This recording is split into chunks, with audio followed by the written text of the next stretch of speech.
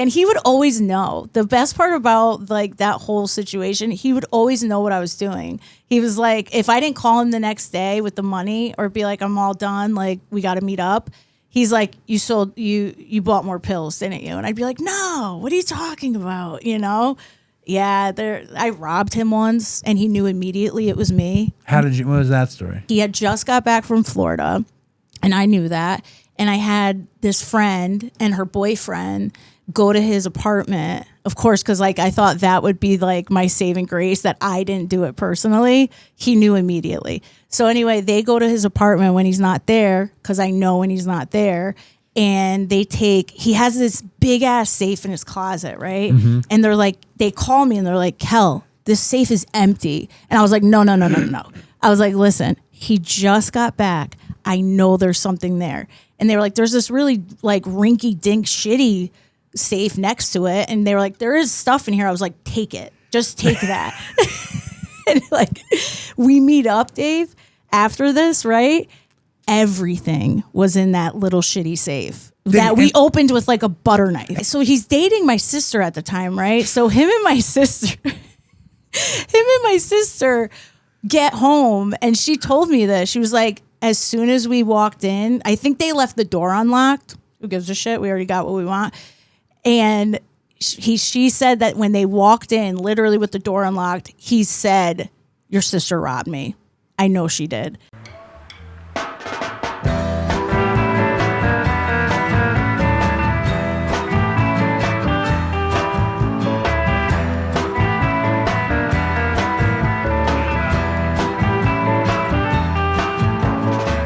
Good. Yeah, you look good. Thanks.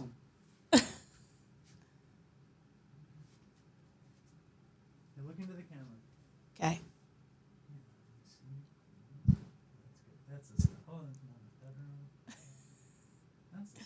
Did you see we painted this of Chris? That's a painting? Yeah. Oh, wow. That looks really cool. Such a good dude. Say it again, Pietrosimone. That was really nice, actually, how you just said it. All right, so I'm at my dad's house with Mountainside Alum, but the interesting thing about this Mountainside Alum is she was there when me and Chris were there. Yes. Although I don't remember us ever saying anything to each other. I don't think we did either. Maybe like we introduced. Yeah, I might have said, what's up, how you doing? Whatever. Right, but nothing more than that. But you were only there for a short time, I feel like, when I was there. I was there for 28 days, 28 fun-filled days. I got there, I think, May 3rd of 2011, and I left on my birthday, which was June 1st. Get the hell out of here, because the last time I went, I left on my birthday. No, Kelly Pietrosimone. Yes, welcome. You nailed it. Welcome to the show. Thank you. Now, I have a lot of self-serving questions to ask first before we get into your wild and woolly story. When did you hear about the show in the first place? Oh, back in the day when you guys started it. When you and Chris started it, I was like, oh, cool. They're like starting a It was before it was like trendy and cool to start a podcast. Yeah. And how did you hear about? Oh, because Chris probably told you on Facebook or something. I probably saw it on Facebook. If I had to like think about it, it was probably on Facebook. And I feel like when I got to Mountainside, you were already there. You were like one of the cool kids. Was I? Well, I was like old. I got there. I'm much older. I was now. Much younger. Yeah, that was like 2011. Yeah, I mean, I was 41. No, I was 2011. I don't even know. I was 36. Wow. And I was a youthful 36. You were, because I didn't even know that that's adding up the years. Like I didn't think you were. I was much older. I looked at a picture of myself recently. I was very young then. It's very young, but I feel like you were there when I got there. And you were still there when I left. Yeah. Oh, no, I stayed. Me and Chris went into phase 3. Like, I remember we were there at that. So I was there for like 3 months. So the first month when it was done and I was like eager to leave, right? I wasn't ready to be clean. I wanted it, but I didn't really want it. And I remember the people from the insurance like department came up to me and they were like, Kelly, you got approved for another month. And I was like, who the hell authorized that? Like, I was like, I don't want to do that. You know, I remember we had one conversation. Now I'm remembering. You do? It just popped into my head where you started yelling at me at how good the pizza in New Haven was or something. I probably did. And I was like, I was like, it's not that. And I've never had pizza in New Haven, but still? No, never. And I was certain you had to be wrong, and you were like, fuck that. It's the fucking best pizza. And you were very, very enthusiastic. I was probably so passionate about it because New Haven pizza is known for being the best. I know it's always New Haven versus New York. Like, I get that. And then people throw Chicago in there and like other places. But I'm like, if you've never had New Haven pizza, then you don't know. How old were you in 2011? I was, I think, 22 when I got there. Right. And then in June, I turned 23 and I was still there, I think. Right. Yeah. Wait, when's your birthday? June 28th. See, mine's June 1st. Oh, okay. So, Gemini. So I left, and you're Cancer? Yeah. So I left there on the 1st. And you thought I got kicked out because what's the story? What's the word on the street? The story I remember is that they caught you with Suboxone and they kicked you out. You know, there was somebody else there was some dude who like had a wife in Hawaii or something. Oh, why do this vaguely and sound he had familiar? he had a big mouth and he talked a lot of shit, and I feel like he had drugs or something. What happened to me was they drug tested me, and I've used like basically everywhere I ever went, but I didn't use at Mountainside. Isn't that funny? That you're like, I didn't use this time. Right, but I came up for opiates in my piss, but I think it was like a poppy seed bagel, which I never even believed that could happen. Me either, until that happened to me at Sober Living, and I was like, I didn't use. I was like, and then your mind plays tricks on you, and I was like, did I use? But same thing. I had poppy seed salad. No, I had a poppy seed bagel with poppy seed dressing. Yeah, right. And smelling poppy flowers. And it was opiates, like, because now the drug tests, like, they're pretty specific in what you took. And I was like, what do you guys think I did? Like, drink freaking opium tea? I was like, I don't have it. I didn't do anything. They thought you shot dope, I'm sure. Yeah, but they also have like another panel for at that point I was on fentanyl, and they have a panel for fentanyl. So I was like, you're not getting heroin anymore, but not rarely. I think if you're getting heroin out on the street right now. What year? That was this last time. This last time I got clean, like hopefully it's the last time.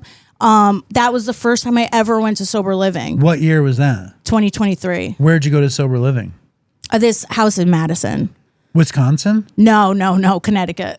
Okay. Yeah. So let's take it back. Let's take it way back. Sure. Well, but when they did that to me, I had the same reaction. I was like, I didn't use. Right. And then I was like, fuck. And then I'm like, and they think I used. But meanwhile, I was going to leave that week anyway. It doesn't really matter if they think I used or not. Right. Maybe that's how the rumor got started. Because like maybe somebody saw that you or knew that you came up like dirty on a P test, and they were like, Dave had drugs. That was it. And specifically Suboxone, of all things. I was like, why Suboxone? I've taken very little Suboxone in my life. Right. My thinking then was that like you bring your subs so you can like kind of detox yourself, because they also didn't have a detox at that time. I went through it at Mountainside that first round there. I detoxed at some place in Connecticut. I was higher than I've ever been in a detox in that place. Yeah. Well, I think it was like High Point or some low point. It's either high or low, something. And I went there. I had an ex-girlfriend drive me to the detox, and she let me shoot dope on the way. Yeah, of course. Thank you. I never got to do that. Thank you, ex-girlfriend. I never got to do that before. I was so I had broken my nose the day before. I like walked into a brick wall, literally on the Lower East Side. I walked into a brick wall. I had a black eye, purple, you broken must have walked nose. into it hard. Yeah. I was like looking. I think I was looking at my phone, and there's nothing. I don't think I was on social media. I don't know what I was looking at. Right. And I smashed into a brick wall. I went to High Point, and I'm like older than most everybody in there. Yeah. And I looked, and I was high as fuck. They were like, they wouldn't talk to me. They thought I was like a bum. It was fucking They were like, bad. what's wrong with this guy? And there was that kid, Ross. Do you remember that kid? Yes. That big mouth kid, Ross? I do remember Ross, but he was not the married one. No, he was young. Yeah, I remember him because he was there for a long time too with me. I think he got like an extended stay, and I was like, what are our parents doing to us? Why? Because at that point we were both young, and like our parents were probably like keep these people there as long as they can. Well, the idea was that like maybe you'd get well if you stayed there. That was the idea. I did that fucking detox, and then I went out there and I was cool. You know, I was like, I was all right. It was cold that year. I remember I wore a green hoodie like every day. Wow. I had a good time. I hung out with Chris. You remember that kid Francis who died? Yes, I do. Because I remember I was there when we heard that he passed away, and he was so young. He was younger than me at that time. So I think he was like 19 or something crazy like that. And that's when like overdoses weren't as they are now, where we hear about them literally almost every other day. So that was like that was tough. He was an oddball. He would always say something specific at like our morning meeting that they would have with us. Was it Godspeed? He would say Sounds something. like it. He was very smart. He was. Were you in Chris's group? I don't remember if I was in his group, but I would be with him a lot because we would do yoga together. He loved yoga. Loved yoga. Chris in yoga was one of the funniest things I would ever witness, because so like mostly the class would be female, right? Just naturally. And we would probably be like breathing and meditating through this like workout. And you would look over at Chris, and Chris would be drenched, like head to toe, just wet. And I would always be like, that's so funny to me that this like big, strong guy, he looks like he's struggling the most or just getting the most intense workout out of all of us. And we're just like, this is great. He was so into it. Yeah. He didn't do anything every day except that. Yeah. And it was good. I loved it. I did it every day too. Once I got into it, every day I was there. I couldn't handle it. I wasn't flexible enough. In the beginning, I remember somebody being like, come to yoga with me. And I was like, fuck no. I was like, I don't want to. First of all, I was detoxing too. So, and they were like, that's going to help. And I was like, I don't think so. I can't move like any of my body right now. So why didn't you go to detox before you went in there? Why did I go to detox? I did go to detox. Oh, but you used in detox. I went to detox for like 5 days at this other place in Connecticut. And then I was supposed to go into their rehab, right? And they would not let me because literally a month prior to that, I was there and I had left with my roommate. So they were like, we don't want you around the other residents, basically. So, but they kind of like just left me on my ass, where they were like, yeah, you could do detox. I did it, not knowing that they were going to say you couldn't go into the residential part. So for 5 days, I went home between that detox and Mountainside. And yeah, I used every day. I knew you'd be a very good candidate for the show. I knew you had that in you. Oh my God, yeah, absolutely. I used every day when I got home. So 5 days, that's all it was. So by the time I got to Mountainside, it was like the detox was like nothing. It didn't even matter that I went to detox. I was full blown in withdrawal the second I got to Mountainside. It's horrible. Yeah. Where did you grow up? In New Haven. That's why you have so much New Haven pride. I do have a lot of New Haven pride. I love New Haven as like, I feel like it's like kind of lame as that sounds, but I do. I love where I came from. And at that time, especially the first time I went to Mountainside, it's like now that I share my story and I think about it, I was so eager to get back to New Haven. And not even because it was my hometown, it was just like what I knew and what I was comfortable with. And I love the city. It's a little city, but it's fun there. And you still live there? Yep. Yeah. I feel the same way. I always wanted to get back here. Right. Because I knew what it was about. Yes. I knew my place in it. Yeah, exactly. And sometimes I think back and I'm like, what if I just like stayed out there? I don't know if I could have done it though. Especially where Mountainside is in Connecticut. It's like in the middle of nowhere, you know? And I know a few people who did stay and they were successsul though. There's also that whole Great Barrington contingent. Yeah. Like that was like everyone was sure. Everyone was sure that the reason Chris didn't make it was because he left Great Barrington. Like he did? Yeah, Okay. he wound up moving to Boston to be with that woman he had gotten engaged with. Oh. And she became a surgeon, and she married some fancy dude, and they have 2 kids, and the dude kind of looks like Chris. Does he? Yeah, it's really sweet. It really is. Keeping his memory. Yeah. Yeah, it's but everyone says that Great Barrington thing was like recovery land for them. It was the source, they called it. It is a good community of recovery out there. Also, I feel like in early recovery now, the way I think, if something's working, like why change it? You know what I mean? Like if you get away from where you used and where you were at and it's working, why leave? I feel like that's where I feel like that's where I messed up at that time in my life, because I remember I even had like a temporary sponsor, because right when I met her, I was like, I'm leaving, just so you know, in like a month. And I remember her being like, why are you leaving? And I gave every excuse in the book. I was like, oh, because of probation. Oh, because of this. And she was like, well, didn't probation come visit you here?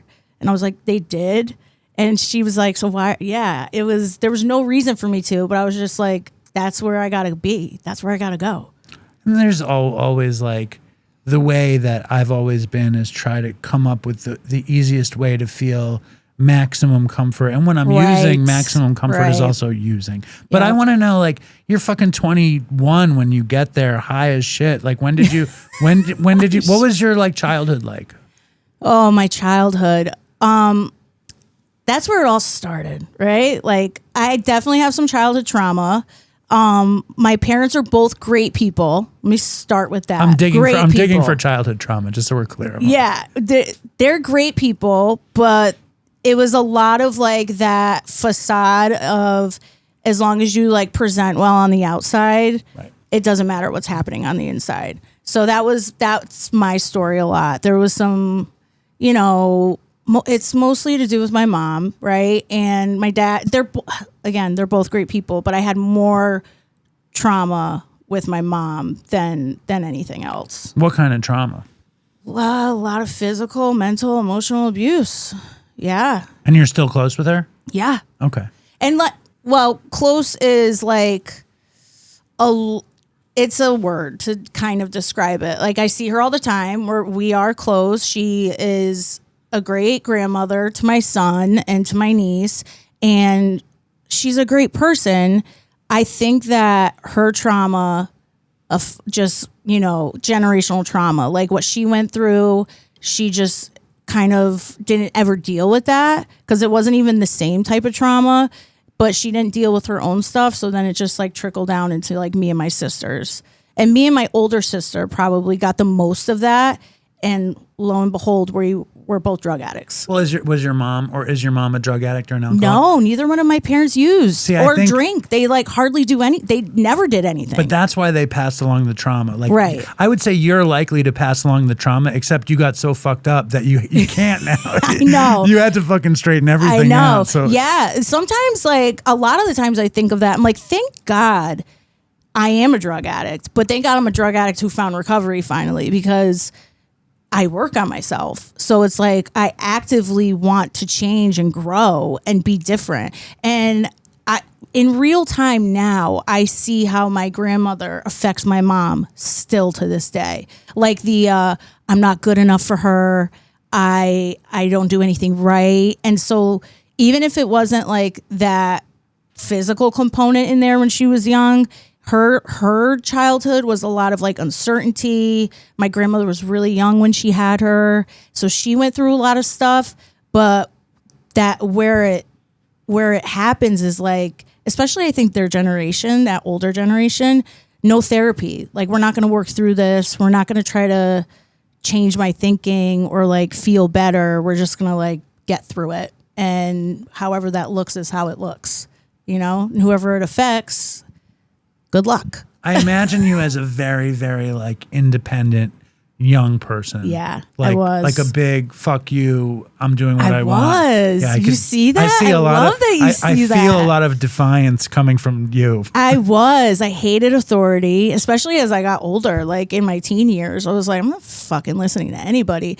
But I was very independent, and I'm still very independent. It's like one of my struggles, being like too independent and not knowing when to ask for help, and just, also trying to just like grit and bear it and get through something and be like, I'll just do it myself or whatever. You know what I mean? Well, it's crazy asset defect stuff. Yeah. Like in a lot of ways it's total asset, but in other ways it isn't. It isn't. Yeah. Because sometimes I need the help, and it's rare that I'll be like, can you help me with this about anything?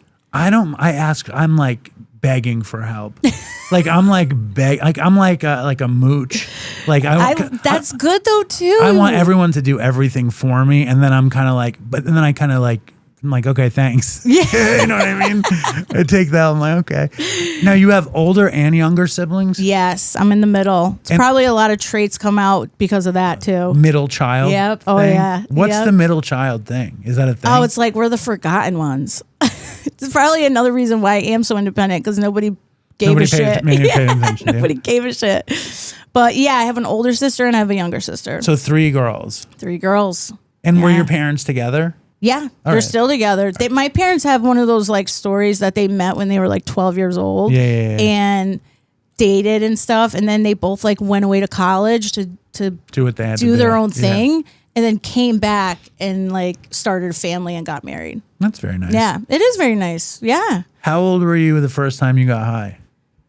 Like on anything? Oh, like 12 years old. Drinking or weed? Weed was first, and then drinking, and then that was for years, right? Like on and off. Just I was always that one, especially when I first tried it, out of my friends when we're 12.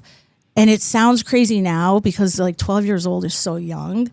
And but I was always that friend that was like, let's smoke, like at sleepovers and stuff. And my friends would be like, why? We don't want to. When you look back on it, like what do you think was going on in your head? I think I just liked not feeling. Right. You know what I mean? And I don't realize at 12 years old I have trauma. That's not something I'm thinking about, but I do think about, hey, when I smoke this weed, I don't feel anything and it makes me escape a little bit. That's more so what I felt. Well, it's that classic drug addict thing. I feel comfortable. Yep. I feel comfortable in my skin when I have this thing. Yep.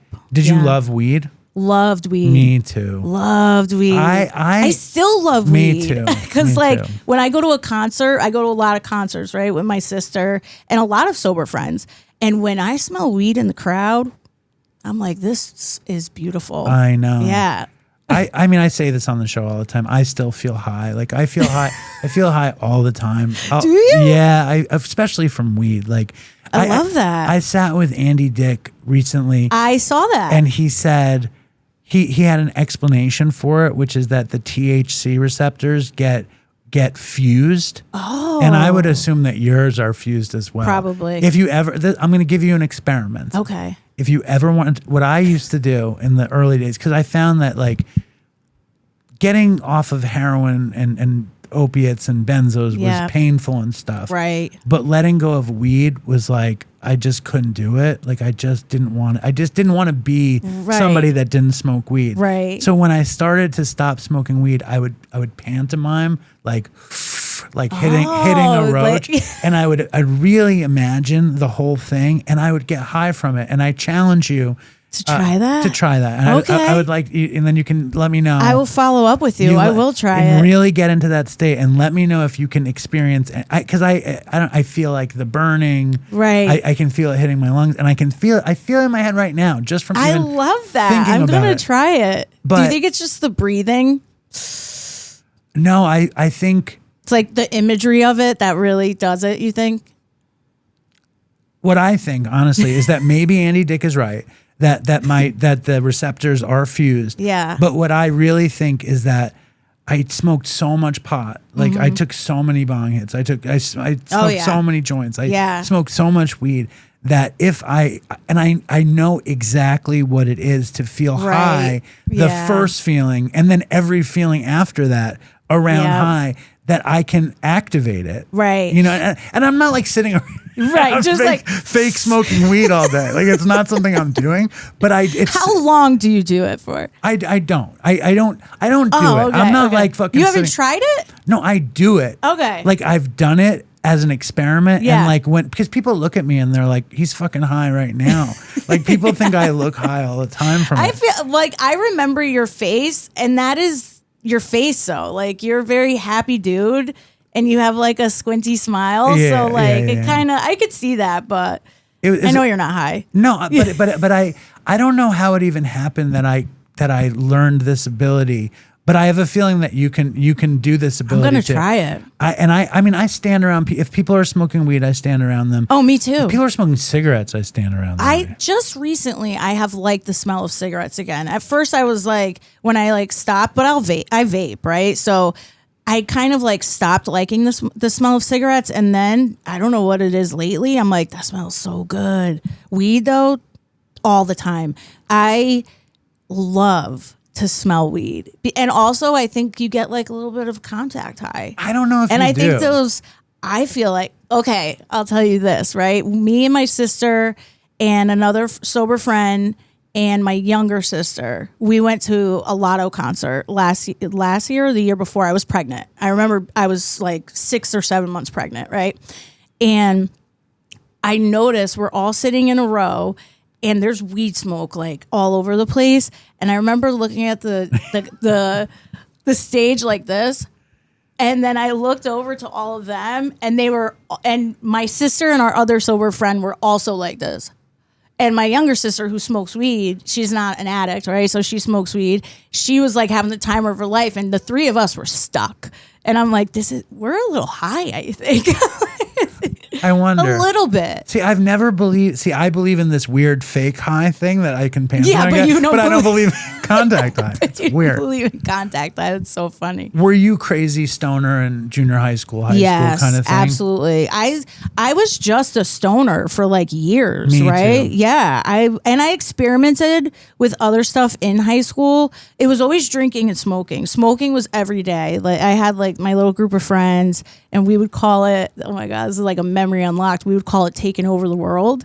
So we would text each other on like our Nextels and be like, yo, taking over the world today. And then we would meet up and smoke, right?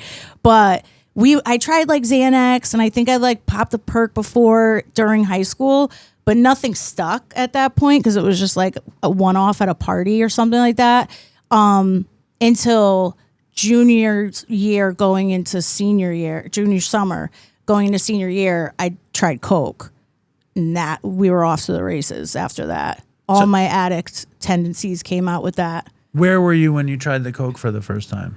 The first time I ever tried Coke, it was like a St. Patty's Day parade in New Haven, which gets pretty crazy. Pretty rowdy. Yeah. And I remember I tried it and I don't think I tried enough. So I was like, oh, this is what everybody likes and this isn't that great.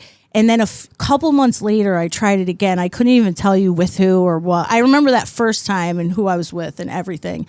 Whenever I tried it again, I don't remember, but I remember probably doing more. And I was like, oh, this is fun. And I loved the way I felt, like loved it. And which is crazy because I hate uppers. Like now, today, I hate uppers. But you fell in love with Coke at the time. Yep, fell in love with it. And were you drinking a lot? I wouldn't say a lot, like, because you think you would have to, but I was like a cokehead for like that whole summer. So how old?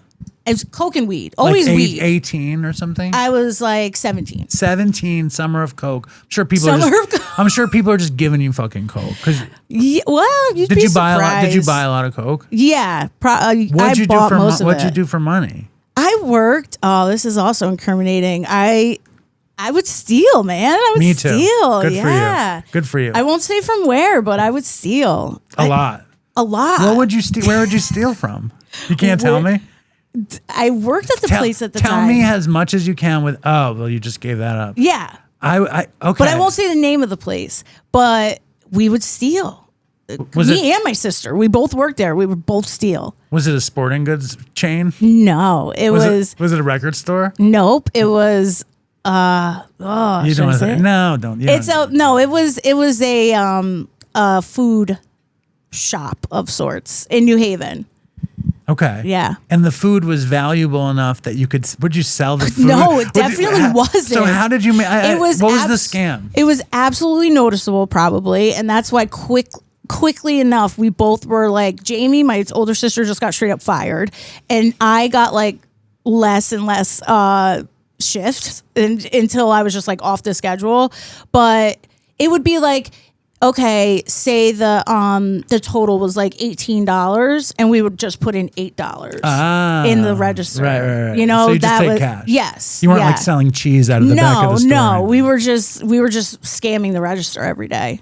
Yeah. And that can get you through the summer of Coke. Absolutely. It did get me through the summer of Coke. Yeah. Until Coke like kind of turned on me, where I started getting that like really bad, paranoid, not fun anymore. And that only took like a few months. By the time I was going into the school year, I was still doing it because why not? But I didn't like it anymore. I didn't like the way it made me feel anymore. Yeah. Coke never made me feel good. It always made me feel anxious and like it happened pretty quickly. It was literally fun for me for like 3 months of maybe that summer, like 2 to 3 months, and then when I would do it, I would get super paranoid and like shaky, sweaty. I hated it, but I would still do it. Yeah. And I'm like, now thinking back at that, I'm like, you're such a drug addict. You hated it, but you were like, I'm still going to spend money on it, buy it, and do it. Well, summer of Coke was the summer of Coke. Yeah. It was a very exciting, memorable time. Exactly. And I should have left it in the summer of Coke, but I kept it going. If we could leave things in places, we would not be sitting here on the Dopey podcast. Right. But so when does the next iteration of use hit you? Where you don't strike me as like a psychedelics person. No, you're very intuitive. Well, I've been doing this show for a long time. Nope, I never got into psychedelics. I think I tried shrooms like once or twice, and I don't think I ever truly tripped. You know what I mean? So I just didn't get into it. But you're also like a hip hoppy kind of poppy person. You're not like some weird hippie jammy band type. Well, they just weren't around. Like shrooms weren't, or like anything of like that, like acid, just wasn't really around. Well, you're me and my friends. But you're from the streets of New Haven. You rolled hardcore. Right. Yeah, we're smoking crack and doing dope. Exactly. Basically. That's what we're doing. So what's senior year like, and how do you, because like obviously you accelerate quickly if you're fucking super strung out at 21. Yeah. Senior year was terrible. One thing that I realized when I got clean and in recovery, and you have to like share your story and stuff, I remember I wasn't allowed to try out for the soccer team because my mom suspected I was doing coke, and she made my pediatrician at the time, because I was 17 drug test me. God. And they wouldn't let me play. So that was like one of the first things I realized, like, oh, you're kind of losing stuff because of this. But at that time, I didn't give a shit. I didn't play any of my sports. I played sports my whole life. Yeah, you seem like a sporty type. And then halfway through junior year, I meet a guy. And this guy was a bad guy. He was not a good guy. And I stayed with him for like 3 years and just piled on some more trauma into my life with that one. Well, first of all, I want to say you're the first person on Dopey to ever get drug tested to play high school sports and fail. It's like, and it was like, I remember it was so funny because it was my pediatrician. It's amazing. Like, yeah. And she was like, I can't sign this form for you to play. And I was like, okay. You came up positive for I don't give coke. a shit. Yeah. That's fucking, I'm sorry. Like our show is very like ridiculous and stuff, but that's next level. Ridiculous. Don't you think? Yeah, You're absolutely. A pediatrician. My pediatrician forbid me to play soccer that year. And I was like, if anything, I think I would have been a beast on the field, but yeah, you could have been like an Olympian. Yeah. You could have been like some serious fucking soccer player. And if I played, they probably would have drug tested me at some point anyway. They probably would have been like, what the hell? What's wrong with this girl? It's so funny. Yeah. It's so funny to me. So what's wrong with, tell me about this guy. Oh, he was terrible. And it's so crazy because my sister's boyfriend, who is now that turned out to be my niece's father, so he's still in our lives, but that's another story for another day. He was friends with this guy, and he tried to warn me in a very odd, weird way, like he would do. He was like, he didn't want me to date him because he knew he wasn't good. He was abusive to his girlfriend at the time, and I met him with kind of a girlfriend, but he was like, that's my ex-girlfriend. So it was all the bad red flags really blaring in my face. And my sister's ex, he was like, if you guys fight, that's going to make me and Jamie fight. And I remember this conversation and being like, what are you talking about? Why are you talking about us fighting? I hardly even know him. And what he really should have said is, Kelly, this kid puts his hands on all his girlfriends and beats them. Please don't date him. That would have been a lot more direct and clear, but he didn't say that. So did you start using with him? Or, I mean, how does it happen that he puts his hands on you in the first place? He smoked weed, right? And he drank. And the drinking was probably the catalyst to a lot of fights. And we also did coke together. So I was still heavy into the coke, and he wasn't as heavy into it, but we used together. And then we would have fights about that to where I just like stopped doing coke. It was that easy. So, you know, the boyfriend's like, I don't like you doing this. Stop doing it. So I did. And yeah, it was pretty quick into our relationship that he hit me. And I remember just being like appalled, but I stayed because it was the chaos of it. And I don't know, you know, you never know exactly. I was young. You also said your mom put her hands on you. Yep. And I can imagine you scrapping as a kid. Were you? My God. I'm sure you like fought with your sisters. I was just talking about this with my sister and our friend. When I was a kid, I was like kind of violent. I could say doesn't seem like that much of a story. I would go to my grandmother's house my Nana, we would go to her house every Saturday and You'd fuck her up, your Nana? No, yeah, right. She's like the godmother, like the godfather, you know? No, I would go outside to play with like the boys because it was mostly boys in that neighborhood. And I'd be like, we're going to fight.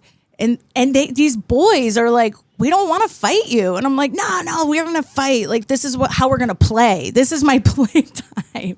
And now looking at that, it's like, yeah, I had a lot of anger and a lot of issues, you know, because of that. Well, I think you were somewhat familiar with violence, and the fact that he treated you violently didn't seem that out of like the realm of normal. And that, you know, I hit you, I cried, you cried, and now I'm telling you I love you, so everything's okay.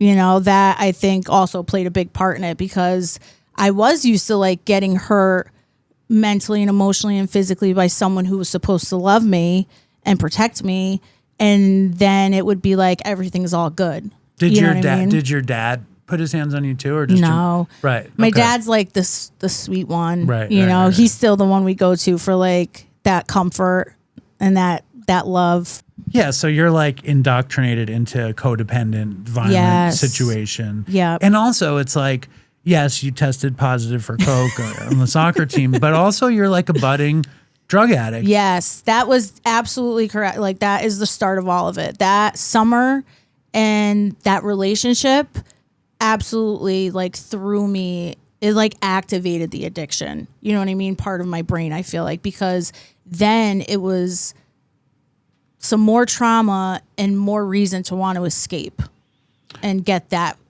feeling of numbness. Well, I mean, you describe being 12 and being like, let's smoke at the sleepover because I want to not feel anything. Right. Now you're like almost 20 and you're like, exactly. I'm in all these situations so that I can feel okay. Exactly. And then it's just so crazy. Like everybody's trying to figure out like why drug addicts do drugs or like what the thing is. And like I remember at Mountainside, I feel like people would ask me and I would be like, because I like them, you know what I mean? Because I was 35 or 30, I think I turned 36 when I left, and that was the first place anyone was like, you're a late stage drug addict and you're gonna die. Really? Like they told me that. Oh, and wow. I was like, wow. You know what? I was like, wow. You know what they told me, or was somebody said to me at Mountainside, and I was 35 when I went back, like 3 years ago. Amazing. And they said, I was doing like Suboxone to like detox and stuff, right? And I think inquiring about going up, and I was like, well, I have to go up a little bit, right? You know, and he was like the head nurse there, right? And he was like, well, yeah, Kelly, you're gonna go up. You're like a hardcore drug addict. And I was like, oh, no one ever quite put it like that. Yeah. Thanks. You know, just them saying to me, "You're a late stage drug addict who's going to die." I was like, me? I know, really, me.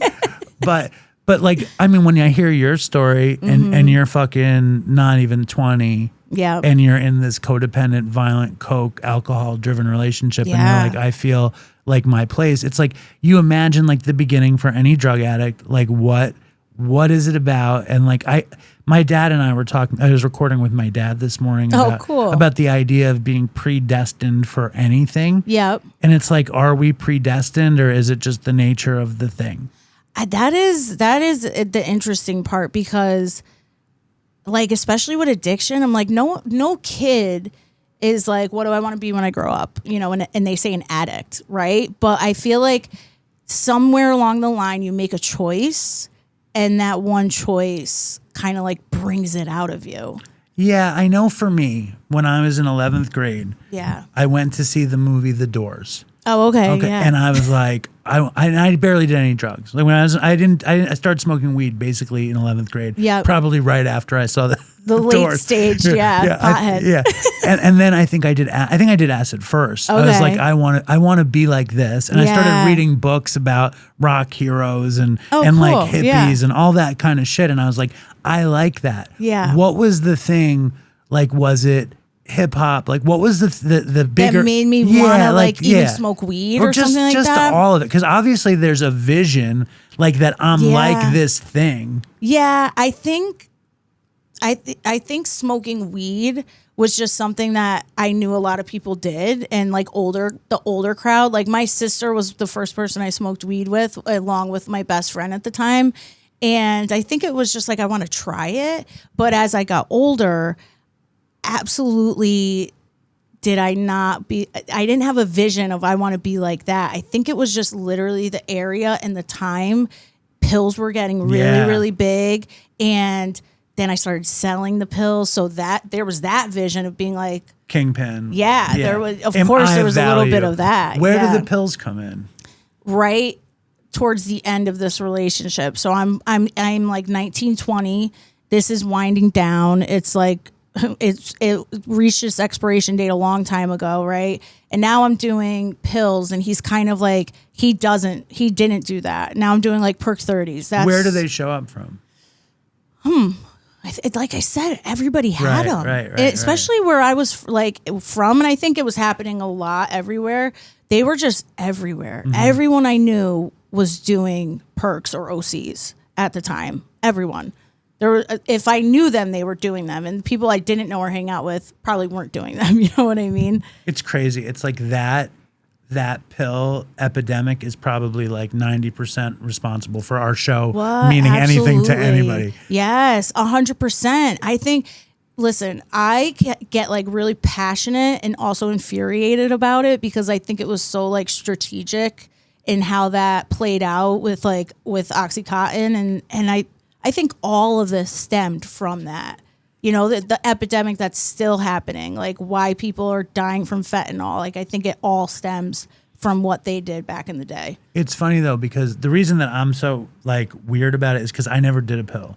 Really? I never did an oxy. Right to heroin. Yeah. Like it never even happened. Like I know some people like stories with that like that. Well, I'm not like I'm whatever 15 years older than you or something. Right. And like it came to me like, I mean, I might have done I did a couple Dilaudid's, but only because they showed up. Right. They were just there. It wasn't like the Dilaudid epidemic. Right. You didn't seek them out. Yeah. Nobody was seeking them out. The OCs were just everywhere. And then when they were kind of like cracking down on OCs, then it just turned into the perk 30s. And now everybody's doing perk 30s, you know, or Roxaset. And people call them different things. And they're cheap, right? And so you're 20 and you start getting them. Yeah. And did you start giving it to boyfriend?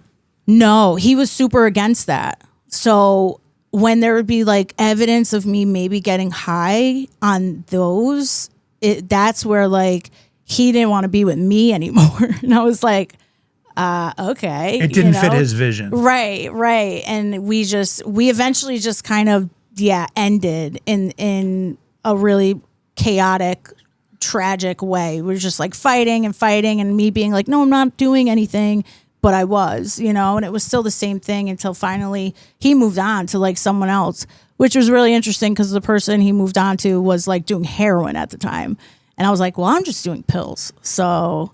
Well, that's also like the nature of the time and the town and all that stuff. Yes, absolutely. That's definitely what it is. Yeah. When you described him in the first place as a really bad guy, I just was sure he was like a pill dealer. Like no. I was. It turned out you're going to be the pill dealer. Yeah. Yeah, and he just had a lot of problems, and you know what's crazy? I still can have empathy for him because that's how he was raised and how he grew up. Like his dad was really abusive to him, and it's just crazy how we pass that hurt and that trauma along to like everyone we meet until you decide maybe to like work on yourself and get better. You know, you have hardcore program. You know, when you have program, you have empathy. Yeah, you're right. If you didn't have program, you might not have empathy. I know. And when you don't have program, you don't have empathy. Absolutely not. Yeah, I would never be able to think that way if I didn't. Yeah, if love and tolerance wasn't your code. Right. But fucking like, you're developing a habit at that point. Yes, and you know what? It's crazy because the first time I did one, like a 30 milligram, I didn't want it the next day. Actually, let me back up. My sister was already doing OCs when I was like still in my coke phase, like and didn't really do anything else. And I remember we couldn't get coke one time, and she was like, "Oh, take a little bit of this OC," and I was like, "No, I don't want that. You know, I want like an upper. I want coke." And she was like, just do a little bit. She gave me like a sliver of a line of an OC. I threw up everywhere. It was like that reaction. But I still felt great. And not the next day did I want one, but I kind of knew like you're going to do that again. Right. Yeah. So like, when does it start being like the thing? Like, when does the habit start to form? It kind of just formed. Yeah, right around 20 years old, I remember I was working with somebody and they had pills on them. So like I was like, oh, let me do one of those. And like slowly but surely, it just kind of sneaks up on you.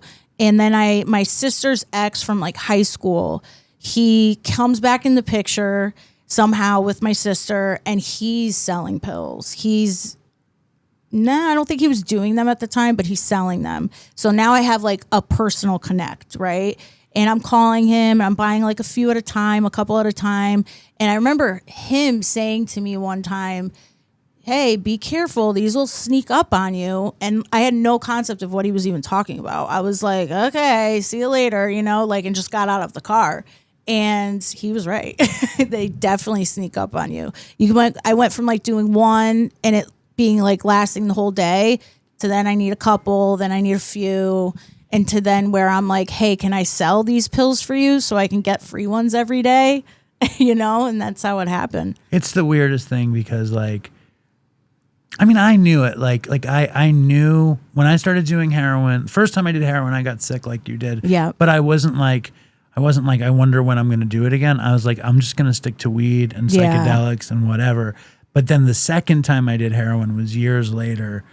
And I was like, I love this thing. Yeah. And then I started like doing it, you know, it's like kind of the classic, like once a week and then maybe on Wednesdays. And then you start adding days. Right. And like sickness didn't occur to me. But I knew addiction was built in. Right. It's fucking heroin. Yep. I knew and addiction. I knew too because of my sister. Right. Like I saw her go through withdrawal already before because at that point she was already a couple years into her opiate addiction.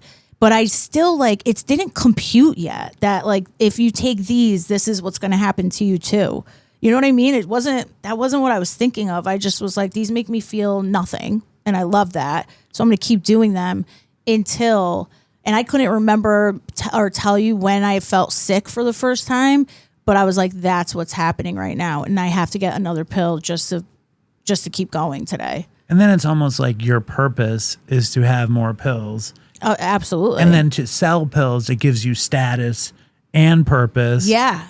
Right. And I didn't have to like fret every day about how am I going to get this money and stuff. You know what I mean? It was like he was willing to give me them and I was willing to take them, like no problem. There was a good amount of time where I would just like be at my parents' house selling drugs out of their house and thought nothing of it. Didn't think twice about it. So you're like 20. Yeah, 20, 21. Living at home. Were you in school? I went to school for like a couple years. I was still with that ex-boyfriend. But yeah, I would do coke and go to class and get fucking paranoid as shit and be like, I gotta get the hell out of here, to where I just like stopped going. I wasn't doing school at that time. I don't think. Maybe in the beginning, of like starting the pills. I was in LPN school, and I thought What's it was LPN school? It was like it's like a tech school. Do you want me to shut that off? Is that you? Yeah. I can't handle text chains. Text chains drive me freaking nuts sometimes. Sober text chains are the worst. I'm in a Mountainside text chain. No way. It keeps going. Yeah, it doesn't stop. But I stay in it because I feel bad being somebody who's like, Kelly left the chat. And I'm like, I don't want to do it. Oh my God. I'm in a really famous person's sober text chain. Oh, cool. And it's the only one I tolerate because I don't want her to know that I don't like to be in the famous person text chain. Yeah, no, I'd be like, keep me in this, please. But I'm in like a group chat with like 3 of my oldest friends, and I like leave the chat. I'm like, I can't take it with you guys. And it's 3 of us, and I'm like, Dave leaves the chat. Do you go back? They asked me to go back, but now they won't text me. They won't use it anymore because they're like, they know I think. So they'll just like text you separately? Yeah. No, I mean, like 2 of them don't text me at all, but I don't do well. I get crazy, like resentful. Really? I have like serious fucking negative thought problems. And you. I do. I have horrible negative hater thoughts. Really? Yeah, it's bad. Is that a New York thing, you think? I don't know. It's fucking bad though. It's something I'm really trying. Like where somebody just walks in front of you on the street and you're like, fucking kill your whole family. No, it's like people at the meeting. I'm like listening to people at the meeting, and I'm like, motherfucker. Or the text chain. I like feel left out of the text chain. But you don't want to be in the text And chain. I'm in it. And I still that's fucking crazy. Anyway, so we're still crazy and sick people. Like that's forever. You know what I mean? We'll circle back to how we actually become better people. Yeah. We'll get there at the end. But so, and also I want to encourage you, if you can think of any really good fucked up stories along the way. Oh yeah. Like when you're 2021 and you're like queen pill dealer, you're selling perk 30s or oxys or both or what? They're perk 30s. Yeah. Okay. Oxycodone. Oh, so perk 30s are oxys. They're oxycodone. Someone just left a comment that said, I can't believe how little Dave knows about drugs still at this point. It's like, I don't learn anything. The only reason I know that is because when we got in trouble, like literally it was spelled out. It was like distribution of oxycodone. And I was like, oh shit. But oxycodone is like something in the perks. Like they're all the same thing. But then Oxycontin were like the 80s and that stuff. Yeah. It's the content. Yes. But I don't know fucking anything. I hear the stories constantly, and I absorb so little. It's weird. It's like my brain refuses to learn anything else, and it's sad. Yeah, no, that time was insane. How'd you get in trouble? So that boyfriend of my sister's, right, from high school comes back around and becomes all of our dealers again. And now I'm selling basically for him, right? And then he had a lot of people who would do that. He at that time, he was going down to Florida with like all the pill mills and all that stuff, right? And he would bring them back up to Connecticut. So crossing state lines, right? And when we got in trouble, there was about 12 or 13 of us like on this federal indictment. And at that time I had already been arrested before in New Haven. For what? For drugs. Yeah. For I like possession. how you say when we got in trouble, and it's a federal indictment. Getting in trouble is like spilling orange juice in your parents' living room, but you have a federal indictment. Yeah. Got that on my record for life. You know, you can't even get those like pardoned except if it's from the president of the United States. Well, maybe you'll get there. Maybe. Definitely don't want to go there on this podcast, but I could try. We are getting all these pills back to Connecticut, and I'm not involved. Thank God. I went down to Florida once, like just to go, but I didn't go to any doctors. So like that was probably one like benefit for me when we actually had to go through this court stuff. And yeah, he's bringing back tons of pills. So he's, there's like 10 people who are probably coming and saying like, yeah, I need a 50 pack. I need this. And for me, he knew what I was doing. I was like, I just need you to, he would like front me the pills and then I would sell them. And I would like, if there was 50 of them, I'd get to keep 10 for myself. So I would try to like flip that every day so I could have plenty of pills. And then I would take his, and if they went quick, I would call someone else to flip those. You know what I mean? I would take the money I would supposed to give to him, and I would like call someone else who has a lot and do it again. Reinvest. Yep. And then he would always know. The best part about like that whole situation, he would always know what I was doing. He was like, if I didn't call him the next day with the money or be like, I'm all done, like we got to meet up. He's like, you bought more pills, didn't you? And I'd be like, no, what are you talking about? You know? Yeah, I robbed him once and he knew immediately it was me. What was that story? Oh, that was a crazy thing. So like he had just got back from Florida and I knew that. And I had this friend and her boyfriend go to his apartment, of course, because like I thought that would be like my saving grace that I didn't do it personally. He knew immediately. So anyway, they go to his apartment when he's not there, because I know when he's not there. And he has this big ass safe in his closet, right? Mm-hmm. And they call me and they're like, Kel, this safe is empty. And I was like, no. I was like, listen, he just got back. I know there's something there. And they were like, there's this really like rinky dink shitty safe next to it. And they were like, there is stuff in here. I was like, take it. Just take that. And like, we meet up, Dave, after this, right? Everything was in that little shitty safe that we opened with like a butter knife. And he found out, or he didn't find out? So he's dating my sister at the time, right? So him and my sister get home, and she told me this. She was like, as soon as we walked in, I think they left the door unlocked. Who gives a shit? We already got what we want. And she said that when they walked in, literally with the door unlocked, he said, your sister robbed me. I know she did. And he went upstairs, saw that little safe was gone, and like flipped out.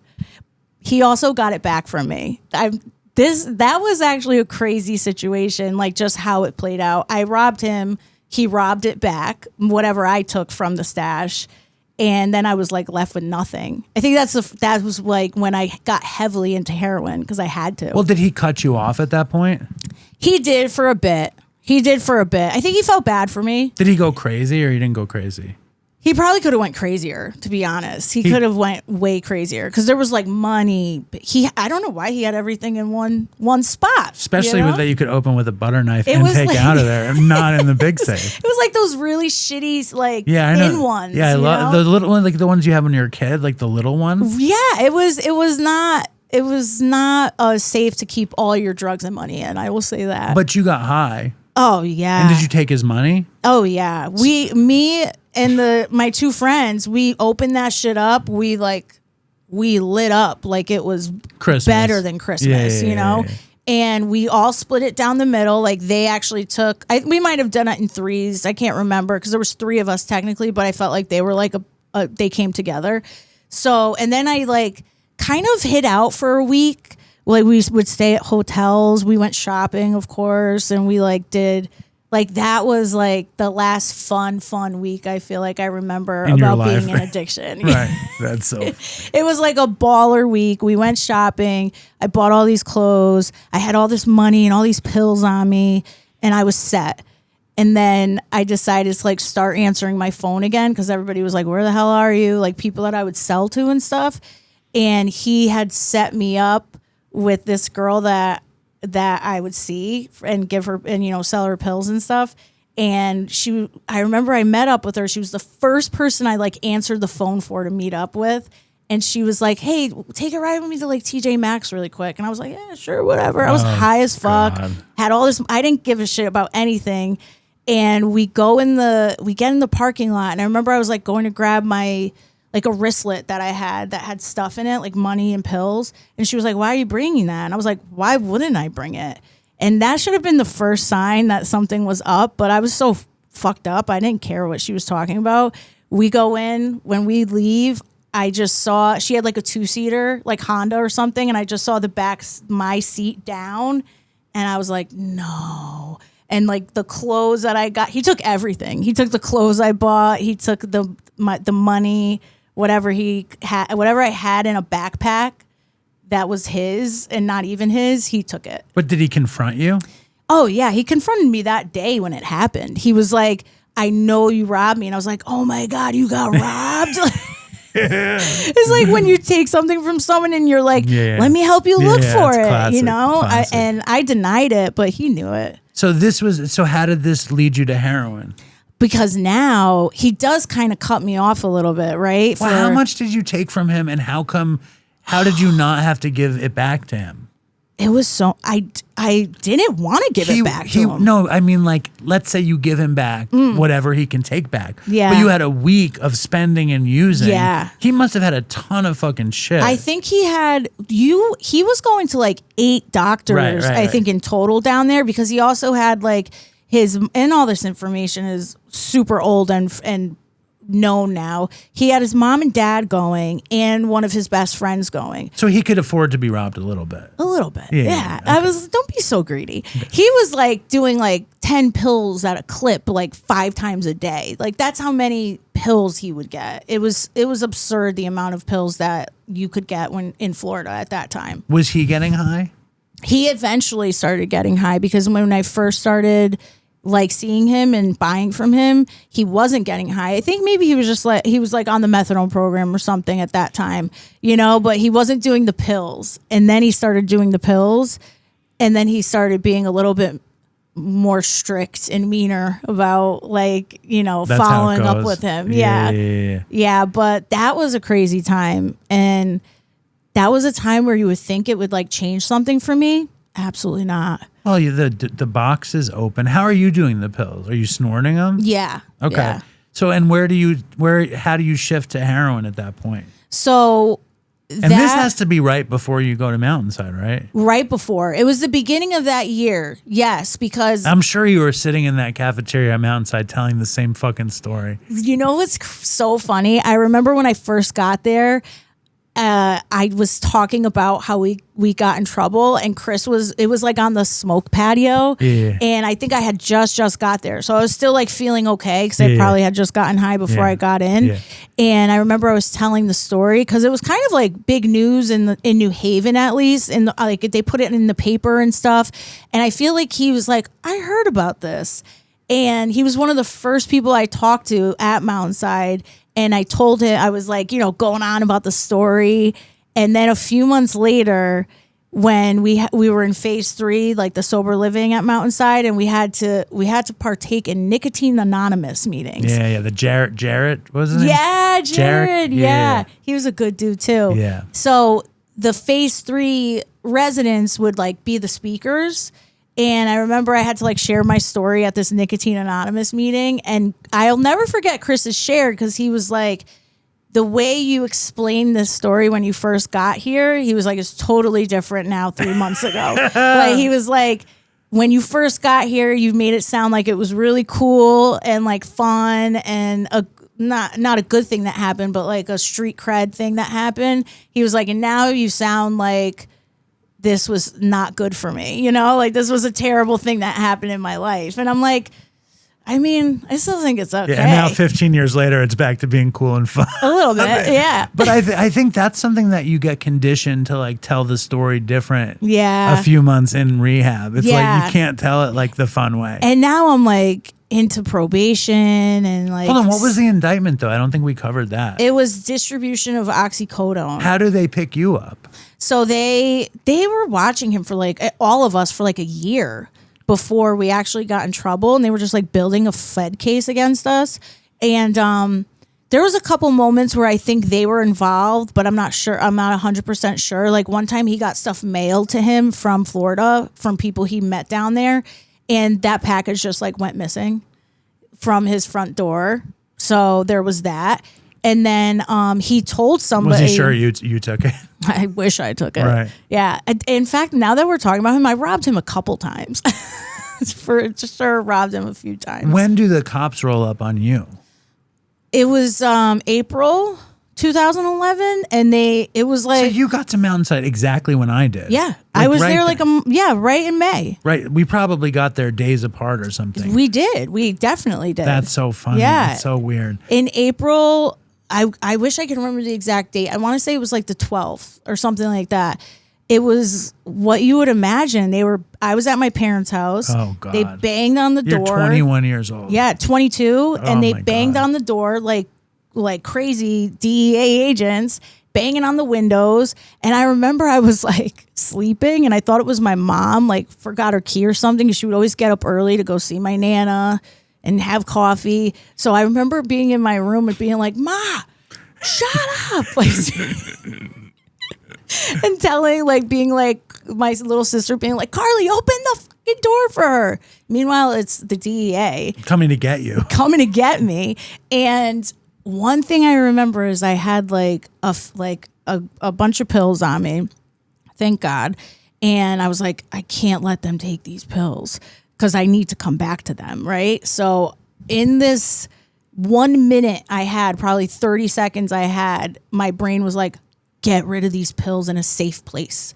And I remember I ran down to the basement, and at the time my niece was like a kid, like 4 or 5, and I saw her one little sock laying on the floor, and I just put him in there and like chucked him in the basement somewhere, and just was like, please God, don't be here when I get back. Yeah, and they were. So they take you in? They take me. It's like 6 a.m. or something. My dad's freaking out. My dad is saying to the police, right, you can't just come in here and take my daughter. And they're like, sir, actually, that's exactly what we do. That's literally our job. That's our job. So they take me. But at the time, also, I didn't realize that it was a federal case. And like I said, I had been arrested before in New Haven, just like, drug possession charge or something like that. So I just figured they were still watching me and saw that I was still selling drugs out of this house. So I really just thought this was another like New Haven state type thing. It wasn't clicking. It wasn't clocking to me that this was a higher level. And then when I got they brought us to like a local police station for, I guess, everybody. It was in Hamden. And I saw my sister there and I was like, what are you doing here? And then I see like his mom come in and then all these other people. It's like Goodfellas or something. It's so funny because they tried to like tie that in somehow. Because a lot of us knew a few of the girls, like me and my sister are in it, right? Him and his mom and his dad are in it.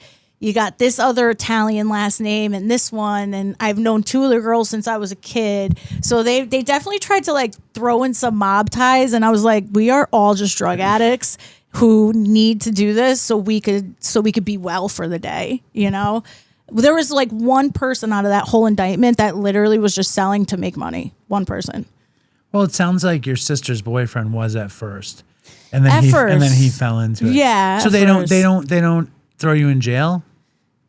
Oh yeah, no, they did. So they rounded us all up. Of course they did. They round us all up and then they bring you to like a holding to where you have to go in front of the judge and like see when you're going to be able to come back to see if you're going to be bailed out. I forget what they call it. It's like an arraignment of some sort, right? And it's just to come to see it when you leave. So where they bring you, and when you live in Connecticut, is they bring you to this place in Rhode Island called Wyatt. This place is like, it's such a sad jail. Not like jails are nice or fun, but there's like no sunlight. And it's all people that are just being held either on trial or like they haven't gotten their sentence yet. So it's just very sad there. I knew a woman there that was there for like 3 years on a trial. And that is a depressing place, which I went there that time and also had to go back another time. Do they sentence you? Like how much time are you supposed to go for? That took a little bit of time to like get sentenced for real. But I luckily got, like, I had to go there for the night the first time. And then the judge was like, the judge like squeezed me in to come the next day. And I think only because my sister also, she had gone before me and got the next day to be in front of the judge again and be told if you could like get bail. So my mom and my dad like literally had to put up their house to like get me out and then, or get Jamie out. And then my Nana like put up her condo to get me out. Oh my God. Yeah. It was like, it's crazy when I talk about it now because at that time I was like, so what? Yeah. I had no thoughts of like what I was doing to anybody. Well, my older daughter is 16 now, like the one I had when she was a little baby. Right. When I was in Mountainside. Yeah. And like, you're 22 and it's like, I can see her at 22. I cannot imagine. I know. I cannot imagine. I know. That thing. And it's like, drug addicts are crazy, like the shit we do. Yeah. and like the shit that becomes normal. It's fucking insane. It is. So how sick do you get for the day? It's not that bad, right? It's only one day, a 24-hour period. So like day 2 and 3 are usually the worst. So I was really, really lucky, like grateful to this day that the judge was like, you can come tomorrow so we just go overnight and then we get out on bail. And then we get to go home. And I remember telling my sister in the car, we stunk. Oh, jail has a friggin' stench to it. We stink. My aunt literally was in the car and was like, you two stink. And all we cared about was getting home to the pills. Cause I was like, don't worry, I got us. Right. There's pills down in the basement somewhere and we're going to find them. And we did. Quickly?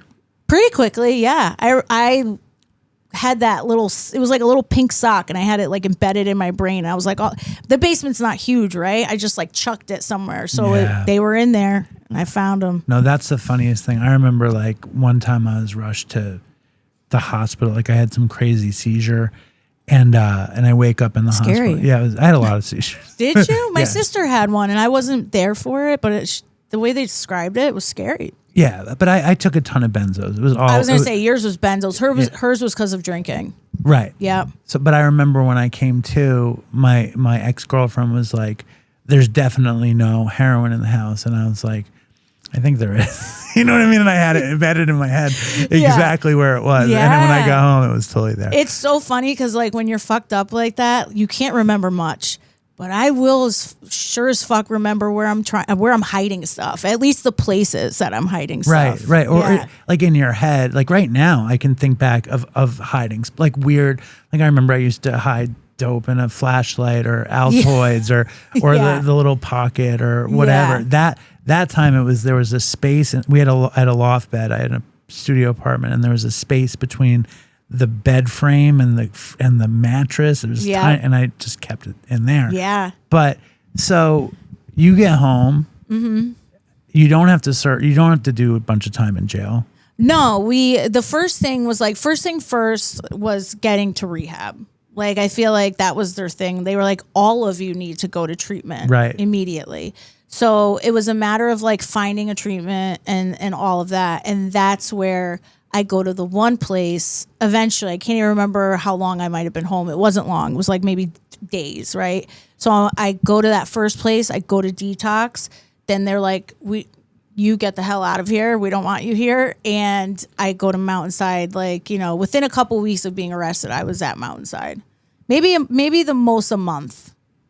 And you like, you're fresh off this case. Yeah. Like people who can go to treatment off of cases, it's a whole thing.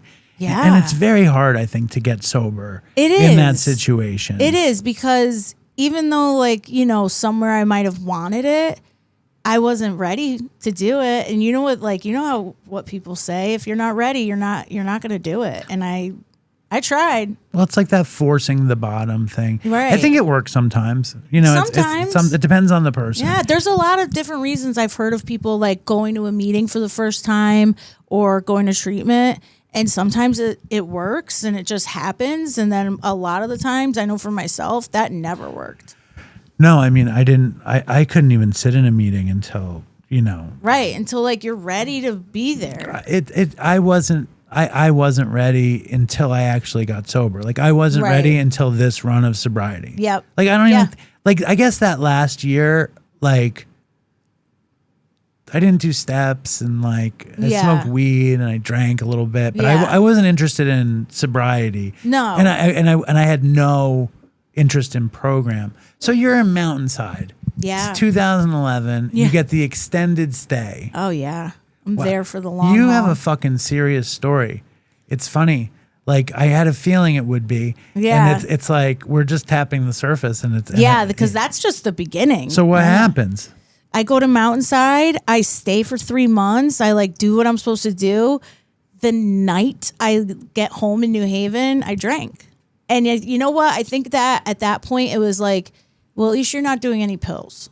Or heroin, because I had already been doing heroin too at that point. I was kind of like, do the pills if you can, you know, so I felt a little better about myself in that way, but I was still doing heroin when it was available, or when I couldn't get the pills before I went to Mountainside. So I get home, I drink that night. I meet a guy before like I left, like on Facebook or something, and we hung out that night, and I get drunk, and within a couple days I'm doing pills.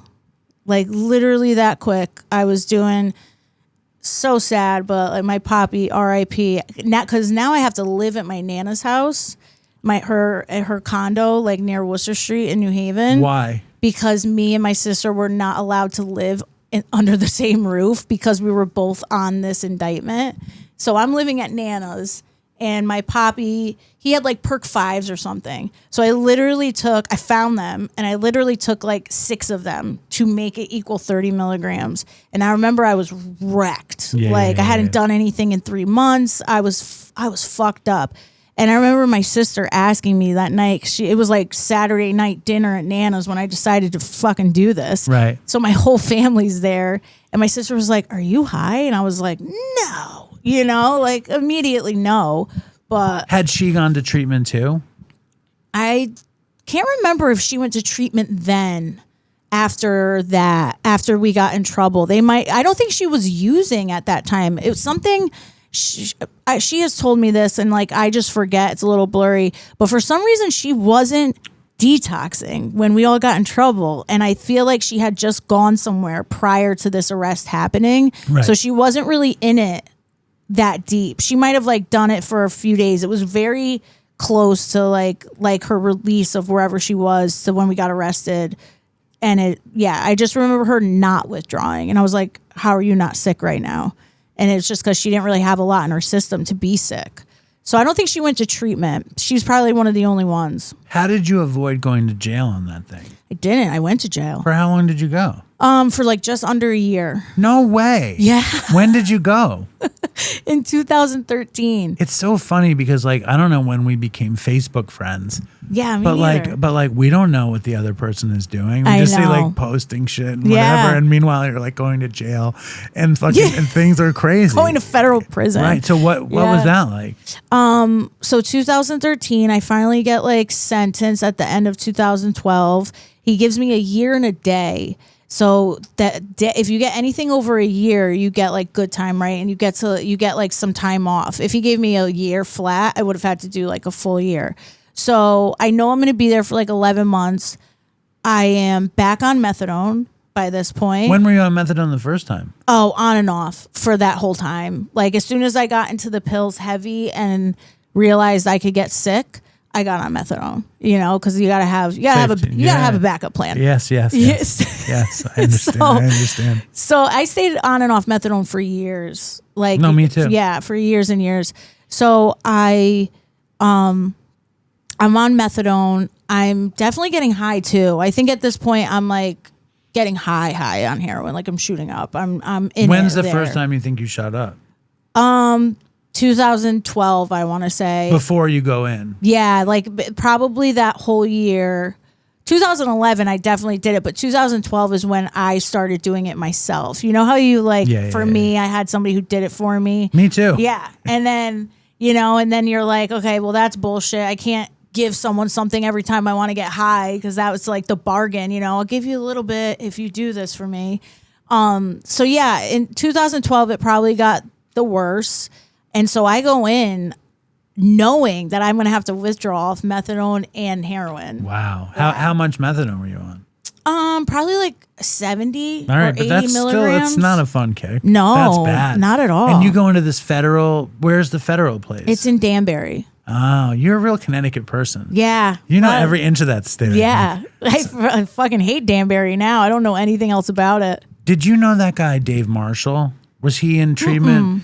No. He was a Mountainside guy who owned a CrossFit gym in like rural Connecticut. He was like this big, very handsome, talented guy. Okay. And he wound up dying. He was the first person that died associated with our show, but he was a Mountainside Dopey guy who was a Connecticut person. Yeah. But so you wind up in a federal holding kicking in Danbury, and you're 23 years old. Yep. How is that?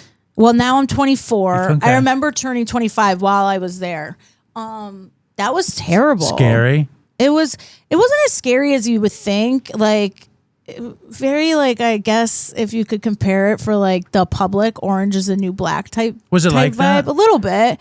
I bet you excelled in prison. I kind of did. I was like, this isn't that bad, you know. I think you're the had kind a of girlfriend, person. Yeah. and and just kind of like did your woke thing. up and did whatever I wanted every day. I went to culinary school while I was there. You're highly adaptable. Yes. Yeah. Highly adaptable. Yes. Thank you. I love that. I'm going to use that. You're a serious optimist, highly adaptable. Thank you. You make friends wherever you go. Eventually. Right. Eventually. After you fucked a few people up, then you settled in after a little bit of brawling. Honestly, it was after I kicked everything and like started eating again. You know what I mean? Those first 2 weeks, I was absolutely like the drug addict of the I forget what we called like your unit, like the unit, right? So because I was actively withdrawing and people saw me like looking like shit every day, just pale and sweaty and like having to, you go to the bath. It was terrible laying in bed all day, but not really wanting to lay in bed. Right. So for the first couple weeks, I was that girl. And then I came out of my shell and I started feeling better. And I was like, this isn't that bad. This is kind of fun. Who wants to play soccer with me on the yard? I'm allowed to now. No one could stop me. Yeah, it was. You make some friends. And Paint the picture. What's it like to be in there? Like, what do you do? How do you? I had in my unit, and some of them might be a little different, but in my unit, it was like that open floor where it was like you weren't in cells. Like it was just an open, like a dorm, like a dorm. Yeah, exactly. And you were like in cubicles, separated. Like the bunks were separated by cubicles, and everybody was pretty chill, I gotta say, because like a lot of these people have been sentenced and they're all like kind of in their routine, in their setting for a while or a minute, and they might have like already come to the mental place where they're like, okay, this is going to be my life for X amount of years and I'll be okay, so I think I saw literally, and I didn't even see it, maybe one fight the whole time I was there. Amazing. 2 max. See, I should go to women's prison if I have to go to prison. Women's prison is absolutely different. Like, I think one time a CO told me, because he had worked in a men's prison, and he was like, you guys are so exhausting. He was like, the men just fight and get it over with. He was like, and you guys let these fights go on for days and days, and you never actually physically fight each other. And I was like, yeah, that's what we do. How do you get romanced in prison? Oh, that was a fun one. Did you get romanced at Mountainside? No. That was one place I did not. Either time I was there, I did not get romance. There was other rehabs, right? Where like maybe once or twice I did. I don't have many rehab romance stories. Thank God though. Cause like I would have stayed with whoever it was for years, because that's what I fucking do. Right. I'm like, oh, this is a really bad relationship. Let's just hang out for like 2 to 3 years here. That's like any relationship I've had. That's how long until something goes wrong. Until the last thing goes wrong. You know what I mean? You have to tell me how you get romanced in the federal. This one, she was definitely a romancer, because I had already heard about her before she got to. So at Danbury, they have like the camp, and that's where like Lauryn Hill went. And like probably like Martha Stewart, right? Didn't she get in trouble? Yeah. So the camp is really low security. You could like literally walk around outside of the premises, and there's no fence and things like that. When I got there, the judge said I could go to camp, right? You're like, and thank God. Yeah, and my sister was still there at the time, because she got 5 months. So I was like, oh, I'll be with Jamie. It'll be great, And when I got there, because I had open state cases still, like technically they were still open, they were like, oh no, you have to go to the lockdown facility. And I was like, What about camp? What happened to camp? I said this while the COs are taking me back, right? I was like, I think I'm supposed to be going up to camp. And he was like, I remember he was just like, no camp for you. And I was like, why? You're like, shouldn't we be making s'mores now? I was like, why What's not? happening? I knew it was like up the hill, and he was like taking me further into the institution. Yeah. And I was like, well, I think I'm in the wrong place, And he was like, you're not. This is exactly where you have to be. And I ended up staying there the whole time because I was told like, oh, we'll get you over to the camp. Like once they figured that stuff out, I just stayed there the whole time. And at that point, I didn't care because like I was in love in my prison romance. How did that happen?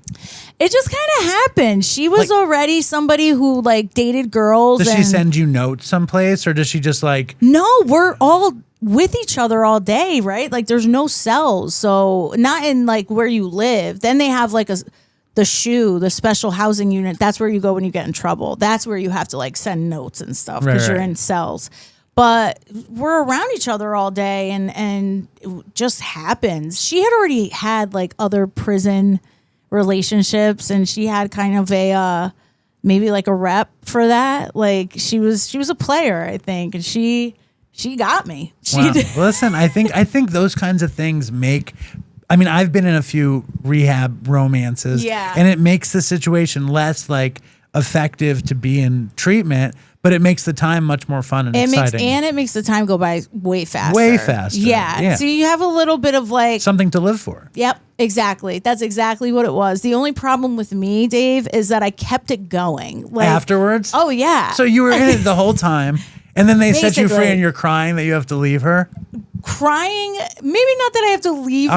I'm just no, but you're right though. But I am crying. I'm like happy to go home, but I'm like, oh no, she has to stay there for like another year or something.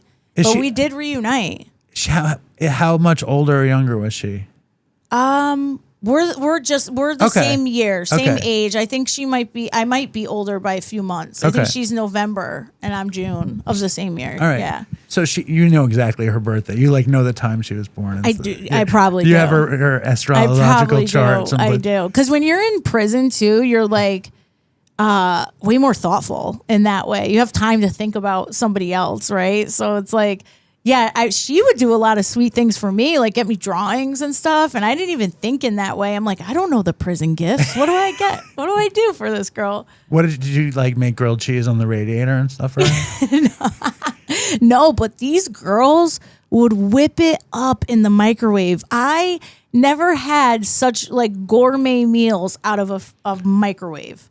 Like what kind of stuff? Like chicken, like fried rice or fried noodles, like you would eat literally at a Chinese restaurant with some chicken and vegetables. You just got to seal everything from the kitchen, get it back to your unit, and chef it up. They would. Was there any using? Not at Danbury, but I did hear. So Danbury, the like federal institution part, not the camp. That like was shutting down by the time I was leaving. It was like going to happen soon because of like the status of the building. It was like really shitty and crumbling. So they moved all the girls to different places throughout the country. And when I would like catch up with people like other than this girl, they would tell me, yeah, they were like getting subs in there and they were getting other stuff. And then of course you could like abuse like non-narcotic pills too. So a lot of that was happening, but they would get Suboxone in there and they would get high. But you weren't doing it. No, they didn't have it at Danbury when I was there. I wish I figured out a way. No, you had a good year. You had a loving year. What was the culinary courses like in there? Oh, they hated me. They hated me because I was stealing food and they knew I was, but they couldn't prove it. So I remember that guy, I passed somehow. I still can't really cook that well till this day, but I did it and it passed the time and I would like be able to steal some good food and bring it back to the... It sounds like a really good experience. It was. It wasn't. It sounds pretty good. Honestly, not cool to be in jail, not cool to be in prison, but I was 24, 25 at the time, and I made the best of it. You certainly did. Yeah. It's like in Goodfellas when they're making the dinners for everybody.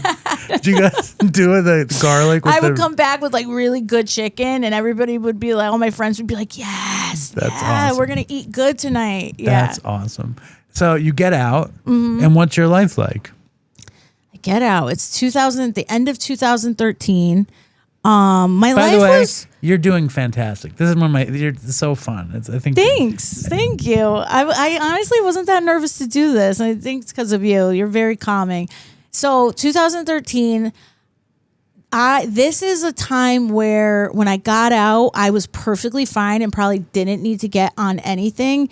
And I think what did it was me getting back on methadone for like no good fucking reason. Like, right. I know. Why I did that a couple times. Why? Why did you go back on methadone?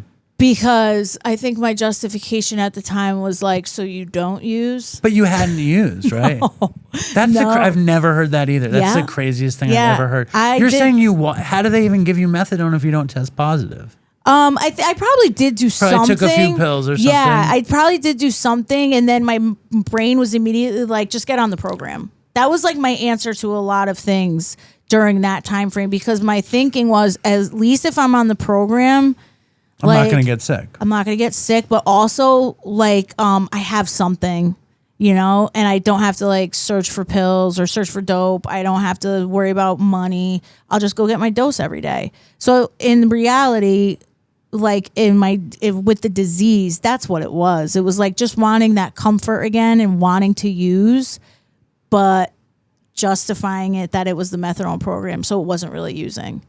Yeah, I was on methadone forever. I had a long time where I would do like methadone and just smoke weed, or methadone, smoke weed and drink, and never felt like I was like I was using, because I was just doing those things, and those were like low on the totem pole of using for me. Well, methadone with anything else, it gets closer to heroin. It feel like you feel great, and in my brain, I was just like, this isn't that bad. I'm tricking myself to think like life is good right now, and I did that for a couple of years, I think, until I meet another girl, and I get into another relationship with an active drug addict at the time, and at that time, she was only doing pills. And I remember I was the one. How did you meet her at the clinic?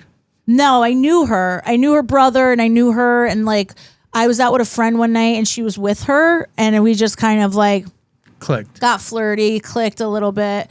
And I think like she had never been with a girl, and she knew I was, so that was intriguing for her. So was the prison girl your first girl, or was that not? Yeah. Okay. Yeah. Well, like first girlfriend. Like maybe I had kiss girls or something like that before, but nothing like a relationship.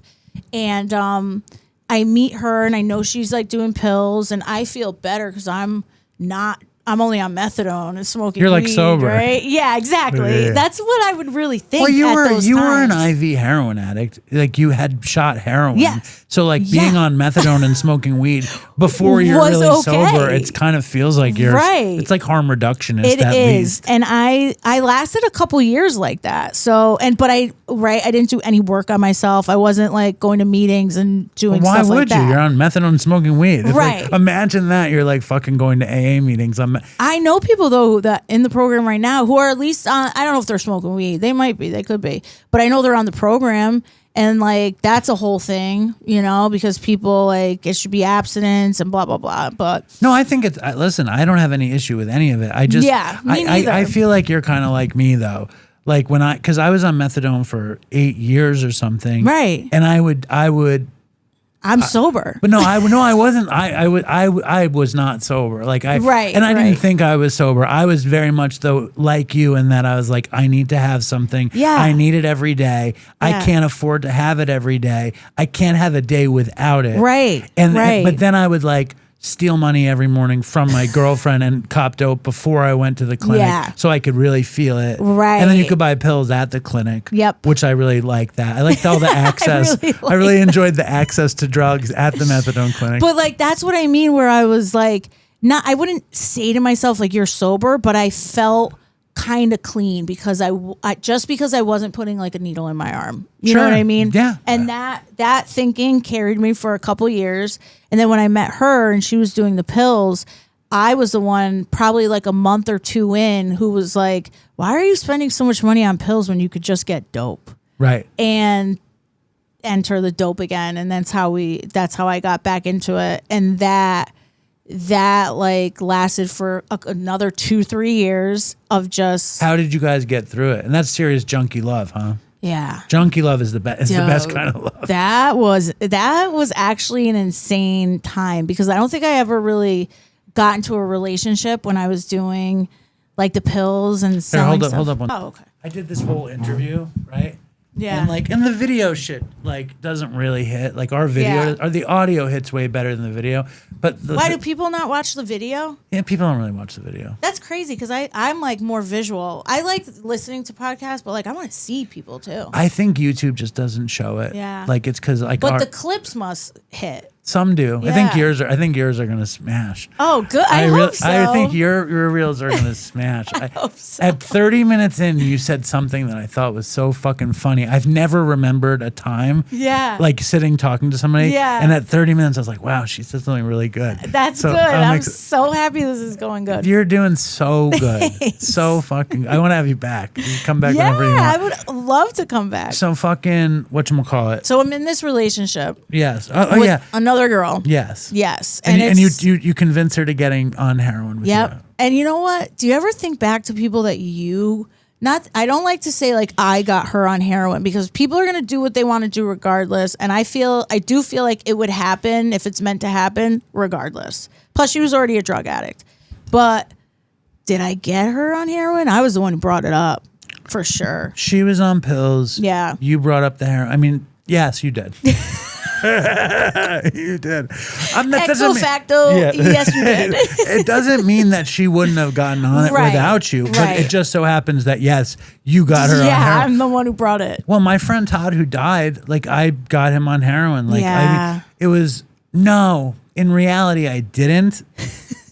In reality, we got put onto it at the exact same time. Okay. But it was in my house. Okay. So it wasn't, yeah. There was another guy that we put onto heroin. But I think he's a functional alcoholic now. Oh, okay. He's survived. Yeah. Is this woman alive still? Yes. Thank God. Currently in jail. Okay, but she's alive. She's alive. She's sending you recipes and stuff from prison? Probably. I should send her recipes. You should send her something. Yeah. I don't know if they have microwaves in regular jail. I would have to ask somebody I know. I didn't spend much time ever in like a state where in Connecticut it used to be called Niantic. Now it's called York. But I never spent a lot of time there. But in federal prison, we had a microwave. And that shit, that hit. We needed that to survive. They probably gave it to us because they did know that like some of those women were going to live there forever. Right. Yeah. And they're like, you got to give them something. Well, they say federal time is like more pleasant than they do say that. They do say that. And I don't have anything to compare it to. So I was like, I said it, this is not that bad.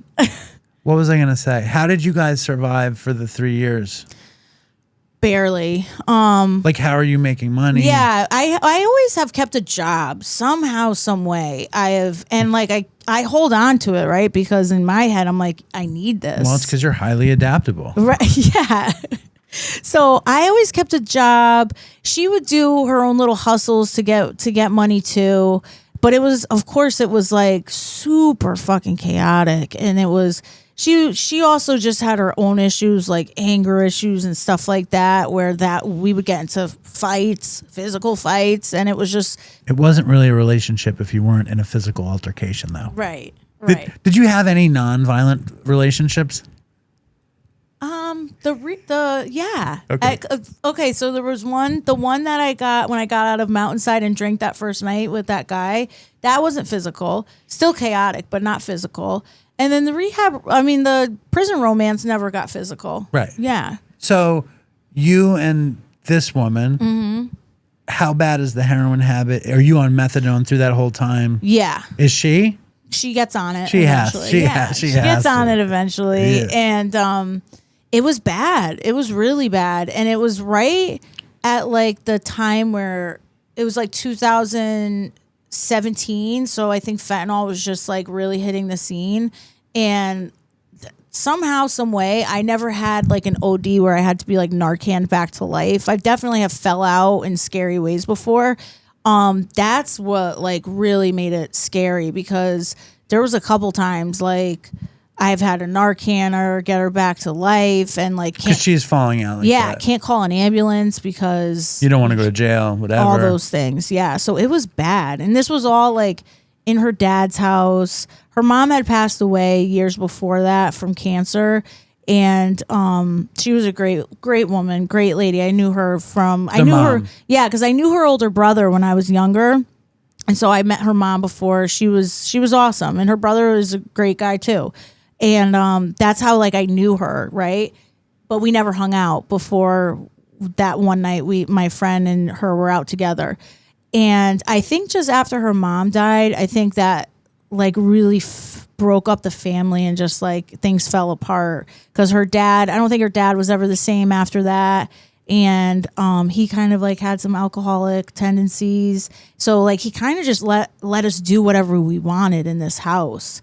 And I think everybody was well aware that we were both like really bad on drugs. She had a daughter at the time when we first got together, probably when we were like first starting to talk to each other, and she was still like hooking up with her ex baby daddy. She got pregnant. And I stuck around, and like that little girl is still in my life today. Well, you're with her when the baby's born? Yeah. Wow, so you're like the second parent. Yeah, I was. And you're with her and the baby. Yep. And then she has an older daughter at the time too, who's like 5 when she has this second kid. Yeah, and nothing changed, right? Pretty sure she used during that whole pregnancy. And then the baby comes, and we still are using, and then of course like DCF gets involved, and that just broke my heart when that happened. But luckily, like I said, that little girl is still in my life today because my aunt adopted her. Wow. Yeah. Your aunt did. My aunt did. No relation to this woman or this baby. No, the relation to why she was even part of this when it happened was she lives across the street from this girl's house. Wow. So like she saw it go down and saw it happen, and she, it's not like she was super close when the baby was born. Like she met her a few times, but nothing like, oh my God, I love this little girl. And then she just saw how it happened, and she took her in like as a like fostering her because she knew how fucked up you guys were. Exactly. And it was your mom's sister? Yep. Wow. Yeah, and she's adopted. That's her kid. That's nuts. I know. Yeah. So what happens? Like, what happens to the relationship? And at what point does the baby get adopted? Ellie got adopted. Oh, I know what I was going to ask you, but keep going. Yeah, she got adopted a few years after that happened. Like they took both the girls, and they had like the older one's father had to come and get her. The crazy thing is he is also the dad of Ellie, but at the time it was like not wanting to be known because he also was having another kid with someone else. So it was like a really crazy baby daddy, baby mama situation. And so he goes and gets the older one, and Ellie, we had to figure out what to do with her when she was a baby. And that's when my aunt was like, I'll take her. And then did the mom go see her across the street and stuff? She would see her sometimes. That was like it was really fucked up and sad because when drugs are involved, man, you don't care. Right. And you don't. And that's what it is. Drugs are the most important thing to you. And not over your kids, over jobs, over family, right? So she wasn't really as involved or trying to get back as much as she could have, and never did. It's amazing the bridge that you were in that situation, because obviously your aunt is in your life, your mom is in your life. Yep. And this lady, this woman, this romance, whatever. Yeah. And you're still going to be the bridge probably for her when she gets out. Yeah, I hope that this changes something for her, because I don't lose hope for people, man. I have heard a lot of stories in the rooms, and hearing about some women who like have lost their kids and got them back, and even if they lost them for good, like an adoption type situation, if you got to be ready, right? So like if you get clean and you start getting better and growing, and you're a good person for a kid to be around, and know that could still happen. even if you use like for a kid's entire life, if at some point you can show up for the kid in any way, it's meaningful. It is. I mean, when my kid was born, I was high, and I was high basically until she was 3, I think. Okay. But I didn't miss a visit. Right. When we did custody hearings, I was fucking nodding out in the courthouse. But you were there. But I was there, and I didn't miss a payment either. And I would show up high every visit, and my dad would have to take me. Right. And that was one of the reasons I got sober, because I was so shameful to be that much of an adult and that much of a child. Right. You know? I know. Now, one thing I think is really interesting, I never did fentanyl. It never crossed my threshold. Yeah. But you came up in the perk 30s. You probably you got into the OC world. You did heroin. Yeah. And you did fentanyl. Yeah. So when does the fentanyl show up? That kind of just like happened on the street. I don't know where that transition from literally like, this is when a dealer would be like, this is dope, but it probably was laced with it, to where it was like, this is just straight fentanyl. Right. And that's what you knew you were buying. You knew you were buying straight fentanyl, and that's what you wanted. Because like, even when you were doing heroin, it's like, if you hear somebody falls out on a certain heroin, you're like, want that, yeah, you want to go get that. I remember though, every treatment, it was like pre-fentanyl, and I went to a lot of treatments, a lot of detoxes, and fentanyl was like the mythological substance. Yeah. Like that people would have the lollipops or the patches, and they'd boil down the fucking patches. And and it was 20 times. It sounded like so much work. It sounded like a lot of work, but they always said it was 20 times stronger than heroin. I was like, 20 times stronger than heroin. Yeah. I met a girl once that was in rehab, and that was like before Mountainside, so like 2011. That she told me she was there for fentanyl, and I was like, oh, what's that? And she was like doing patches, and I was like, why would anyone want to do that? Like, Chris loved that shit. Chris was like, Chris was crazy. Like, he was definitely somebody who would just be like yes to any drug, and not really question it. It was funny because when we would do the show in the beginning, we one of the things was neither of us had done PCP. And like, wait, and that was that, like, he never did? No, he never did. No I way. didn't either. Did you do a lot of? Nope. No, but and with him though, the thing about Chris is he would do like 2-week runs, and then wind up in treatment for like 6 years. Yeah, and then he did a lot of treatment. I feel like I remember him saying that he did a lot of rehabs and in jail, a lot of jail and a lot of treatment. Yeah, and I remember him telling me he was in jail, and I was surprised. Right. Like, just looking at him, like some people, maybe not back then, but maybe now, they'd be like, you went to jail? Like, it was that type of reaction. He went to prison. Yeah. Like for like a year and a half. I feel like I remember him telling me about that. I do. One thing that he said that I always thought, he said crazy stories. Yeah. He told me about the vet story. Did he ever, he would have somebody, he would like shoot coke in one arm and heroin in the other at the same time. He had crazy stories. I don't remember it because there was a lot to the Have story. you ever heard of anyone doing that? Just no. Okay. No. At the same time? So you never did. In one arm and then the other arm? No, just somebody. Just put it together. I don't. Right? But I think that's like the gimmick. Yeah, it's like I know. 2 needles, too strong. Yeah. 2 at a time. He's like, I'm going to be the best drug addict I could be. It's amazing. Anyway, but so like, what are you shooting the fentanyl? Are you smoking the fentanyl? Oh, at this point, it's all shooting. Okay. Like, I feel like once you like cross that line to like really doing it, you don't go back. You don't want to go back. I have this friend who always said that you don't shoot fentanyl though. Like, oh no, yeah, you shoot it. Okay. You could. People smoke it. I think you could. Yeah, you could sniff it. A lot of people, when I was like buying it, they would, if I saw somebody else like buying something, we all like, got in the car at once. I remember this kid one time, he was like, no, you gotta smoke it. And I was like, I feel like that would be wasting it. And he's like, no, trust me. Like, why though? I don't know. I never tried it because I literally was like, no, this is how you have to do it. You can't do it any other way, like shooting it. So I never tried to smoke it, but a lot of people would tell me that this was the best way to do it. That's what people say, but smoking heroin was such a waste of time. Yeah, that's how I felt that day. I was like, I'm not going to do that probably. And he was like, you should try it. This is me and another drug addict in the backseat of a dealer's car. And he's like, you got to try to smoke it. And I'm like, nah, man, that's going to waste it. And you're like, probably I'm not going to do that. I was like, I don't think I'm going to do that. But like, thanks for the suggestion.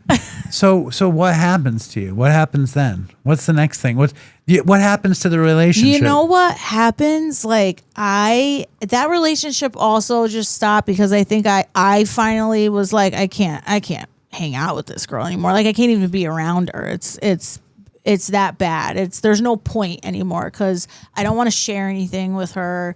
I don't want to give up my drugs, and I don't care if she has something or not. So all those elements were gone finally, and I was like, then I just go into like another 2 to 3 year period or longer actually, because I think me and her stopped dating in like 2019. So then I moved back to my parents, and a good 3 years I'm just like isolated. And that's like the period where I'm just like by myself. I don't want to see anybody. And it sounds nuts like that. It sounds like I was always in a relationship, but I really wasn't. I was somebody who would go long periods of time without like wanting to be around or not have a romantic relationship in that way. But before I got like clean, before 2023, I was always by myself. I lived at my family's house. Were you using at that point? Yeah. And you're working that was my life. I would go to work, I would use, and then fall out and repeat that every single day. And it was like literally 3 years of just this like calmer chaos because I wasn't getting arrested. I wasn't, still on methadone. Yep. Still on methadone. And then at one point, before I eventually went back to Mountainside, I stopped going to the program. I think just because I was like, I don't feel like going anymore. So I was just on the fentanyl, and that actually helped me out. It's great. It helped me out because when I got there, I didn't have to detox off the methadone. Yeah. That's how I was able to do the Suboxone. That's like something we can't recommend to the audience, but that's a very interesting way to kick a bunch of methadone that you're on for a really long time. It was. I was like, okay, I'll just do this. I'm just going to be done. I'm just drop that off. Yeah. But it helped me. Because I don't know about anybody else. I'm actually really interested in this. The methadone really wouldn't hold me like the Suboxone did when it came to just the fentanyl. Like for some reason, I feel like with methadone, I would have had to do so much of it to feel better or to just feel that normal. Whereas like when I got on the subs, when I was detoxing, I felt normal. People write into the show and they say that the subs didn't really hold them on the fentanyl. That's crazy. Yeah, it helped me. And then I got on Sublocade, which, do you know about Sublocade? Yeah. So I don't know why every opiate addict in the world isn't on Sublocade. I know. Because that helped me stay clean for like a few months, get steady, and then I didn't feel it when I got my last shot. I did not feel a withdrawal. So hold up. What makes you start to decide that you're done? That is a great question because it was just like really sad misery, I think. And it was finally that moment where I was like, I just don't want to, I can't feel this way anymore. Like I can't, my life is nothing. Well, you're a great guest. You're a great guest because you've done so many horrible things. You had a great lesbian prison romance, which is fantastic. But also because you had prolonged fucking opiate use, like real long. Yeah. And it sounds like I remember around the time that because I stopped using opiates basically when I was 36. I was 35. Yeah, maybe around there, something like that. Yeah. I think I mean, my memory isn't great. You said you were 36 when you were at Mountainside. Yeah, like I left Mountainside. I went home from Mountainside. I found there's a comic store I used to go to. Yeah. And I found a bag for the comic store, and I looked in the bag, and I had a new needle, like an unopened needle. Yeah. And I was like, I got to get heroin because I have the needle. It's ridiculous. Listen. Now that I have this needle, I have to get heroin. Because it's like I had been shooting with I don't know what it was, but I was like, I can't have this needle and you know not what's shoot. Crazy? I love that another addict gets that. You can relate. You can relate to that. Yeah. If I was like, well, I got this needle now. I got to get something to fill it up with. No, I did heroin twice more after 36, but I fucked around with benzos a bit, and I fucked around with Percocets a bit, but not a lot, like not habit forming at all. But I had read before I got sober, and I don't know where I read it, but somebody wrote about opiate addiction, about aging out. Like you get to this point where you're like, oh, that's interesting. I never heard that before. It was interesting, and we don't talk about it on the show too much, but it sounds like, I think also with you, with me, it was the baby. It was the consequences of the baby. Yep. With you, it was the prolonged misery. I think. It was finally a point where I was just like, I'm so sick of myself. I'm so sick of having to do this. This story. Yes. It's like, what the fuck is this? Yeah. And then there was a couple moments like where, like, okay, there's one moment I wasn't able to talk about for like a good year, right? I was home and my niece was home. She would stay between my sister. Eventually, like, she moved out, right? She has a fiance and they live some towns over, and she would come to my parents' house like after school sometimes. I had just used, I'm in my room, right? I just used, and I hear her come home and I'm like, what a great idea. Let me go say hi to her. And I walk in her room and that's the last thing I remember. And I fall out in front of her, right? I have no idea what that looked like. And luckily my dad was on his way home because I woke up to him, and she like couldn't look me in the eye. It was so sad and embarrassing and shameful. And that was one instance that like I keep with me. You know, you have like a couple moments that you keep with you to like just remind you how shitty it was and how shitty you felt. That's one that I keep with me because I will never forget her not being able to, crying and not being able to look at me because she thought I had like just died in front of her. Right. Yeah. It's weird with shame for me. At the time, I didn't recognize it. Yeah. Like at the time, I didn't it took me telling the story 100 times to be like, oh, well, that's probably why I got sober. Yep. Like I didn't realize it at the time. No, me neither. Then there was just more chaos in a different way of the chaos I was used to. I was used to like that, like getting arrested, being forced to go to rehab and all those type of things, probation being down my neck. And I didn't have that anymore those few years leading up to when I went and finally got clean.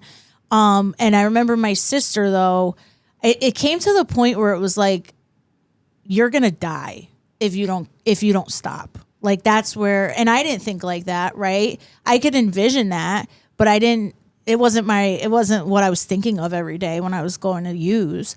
And she got me, my sister works in the field, and she got me this scholarship to Mountainside. And I remember she told me in like October of 2022, and I was so defiant, so defensive, and got into multiple fights with her about, you know, she's not my fucking counselor. You're not my clinician. Like, I don't want to. And finally, it took like 6 months of just more bad shit happening, you know, crashing my car and like those type of things that, were always happening, but for some reason now it's like coming to that end where I'm like, I am so sick of this life, so sick of it. Not to mention the 2 weeks leading up to before I went to rehab, I decided to add crack into the mix. And that was the first time I like really was like, let's do this every day. I had tried it before, and like I would do it if it was around, if someone else had it, but I never spent my own money on it type of thing. And then I started hanging out with this guy, and he was more into the crack than the dope. So I was like, perfect. And you can do most of this and I can do most of that. Right. And then I got really into it and liked it. And I will tell you this right now, if I didn't go to rehab when I did, that would have like, that type of run would have took me out. I would have just like been, you know, homeless or dead. But didn't you go to treatment because of that, basically? Because of the crack and dope run? Yeah. Yeah. That's what led me to it, because like I remember I was supposed to go on like a work trip, and the guy who gave me the scholarship, I remember I called him, my sister, when I finally was like, okay, I think I'm willing to go. Like I'm ready to go. she was like, okay, give him a call. So I called him and he's like, okay, like, when do you want to come, tomorrow? And that, of course, I was like, okay, wait, not tomorrow. How about like 3 weeks from next That's week? literally what I said. I was like, I think I need like at least 2 weeks. I have this really important work trip coming up. And he was like, a work trip? And I was like, yeah. Me, the fentanyl addict who's worried about her work trip. Like, how just ridiculous, right? And I got my wallet stolen like the day out before I was supposed to leave by another crackhead, and I couldn't get on a plane. So now I have like a mental breakdown because I was you couldn't go to your work trip. No, I couldn't go anyway. And I remember my family was like, well, this is perfect. Maybe you should just go to rehab. And I was like, I guess I'll go now. How do your parents deal with you in that period of time? Like, you're in their fucking house. I know. And they knew you're high. Yeah. My parents, I'll always say, I think they did the best they could with what they knew. Their fear, right, which is probably like a lot of parents' fear. That their kid's going to die that on the fucking kid's gonna street. die on the street. And my sister, who thank God has some years of recovery and experience working with people like this and working with families, she said to them the obvious thing: she's gonna die either way, and she's gonna die in your house if we don't get her some help. You know, and I would have, like, I totally would have. That was the path that I was going down. It was just like a matter of time of when it would happen. And like looking back on it now, like how scary. I'm so lucky to be someone who survived that. So you go back to Mountainside. I go back to Mountainside. It's a much different Mountainside. Yeah, they have a detox now. Thank fucking God. So you went, I advertise their detox every week. Yeah, So, great detox. Yeah, Let me tell it was the a good audience, detox? great detox. Yeah. what was I going to ask you? Did you ever do kratom, by the way? No. Never. Another thing I never got into. Ketamine? I tried it. I didn't like it. Okay. I wasn't deep into. I had a friend before I went to rehab who was like heavy in ketamine because she was an ex dope head and felt like if she could do ketamine and then she's not doing dope type of thing. And then eventually she started doing dope again. Right. You know what I mean? That sounds Yeah. good. So I was on fentanyl at the time and I was like, I don't want your ketamine. I'm on literally. I'm enjoying my fans. Yeah, I was like, I don't want any ketamine. She gave me a little bit, I remember, and I probably didn't even feel it because. No, because you're on Yeah. fentanyl. So you say the Mountainside, the detox in Mountainside was great. It was awesome. And how long did you stay there at that point? So I'm there for 6 days in detox, and then I freak out. Did they give you Suboxone in there? Yeah, I was on Suboxone. I freak out over cigarettes, Right, that's good. and I get into a huge fight with the staff. Yeah. Some girl, another addict, right, was leaving, and I think I gave her like a pack because she was like, "My son's gonna bring me 2 packs. I'll leave them for you at that that's type great, of thing." that's great. She doesn't leave them, Right. So now I'm like out a pack of cigarettes, and I freak out. Yeah. First thing out of my mouth, I'm leaving AMA, and I leave. I have that guy who I was crack hanging guy. out with come Yeah. pick me up, and I do one more 24-hour period of friggin' pure misery. And luckily, because I'm there on scholarship too. Like, shout out to Mountainside. They take me back and they're like, you can come back, So of course, I was already in New Haven getting high. So I was like, okay, I'll be there in the morning. And like how emotionally manipulative we are in active addiction. I remember my mom calls me and she's like, they want you to go back right now. I can pick you up and I can bring you. And I was like, absolutely not. This day has been I remember saying this sentence, this day has been so emotionally draining. I'll go back in the morning. And everybody just like agreed. They were like, okay, whatever. You're going to go back. I'm just sure the Mountainside people are like, hope she doesn't die. Exactly. Hope she doesn't die tonight. Exactly. Because how many people die that night? Yes. It's all the time. Yeah. I remember the guy I was with, he was like, just don't do so much. So like you don't die. I don't want to get this stuff. Let's get the other stuff. It's a little weaker. I remember like that's literally was our conversation on the way home. That sounds like the healthiest relationship you were in besides that's the prison one. So he looked out for you. About my well-being. He took care of you. That's nice. He was like, no, we're not. Because I remember I was like, no, let's call him with the really, really strong the good stuff. And he was like, no way. We're going to go to that guy. His shit is a little weaker. This guy's a keeper. Yeah. He's all right. He was all right. He got clean shortly after that too, like a month after. Yeah. Shout out to that guy. Yeah. And so he's still sober, you think, that guy? No. This man? No, he's not sober. No. Well, I hope he's doing okay. Just up till recently. And then he just blew it? Yeah. How'd you find out? Other people in the rooms. You Right. know, people that know him. Right. Yeah, because he was doing great. He's such a great kid, and such a great guy. And yeah, it sucks, man.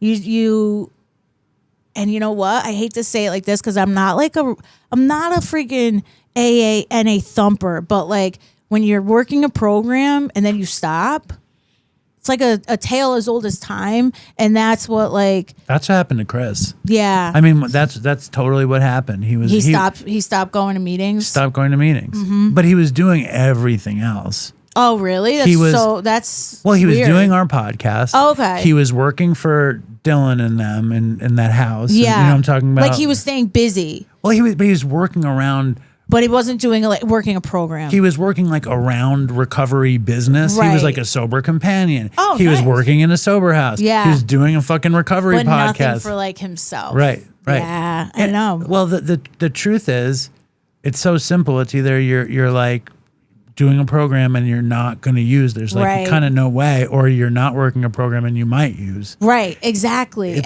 Listen.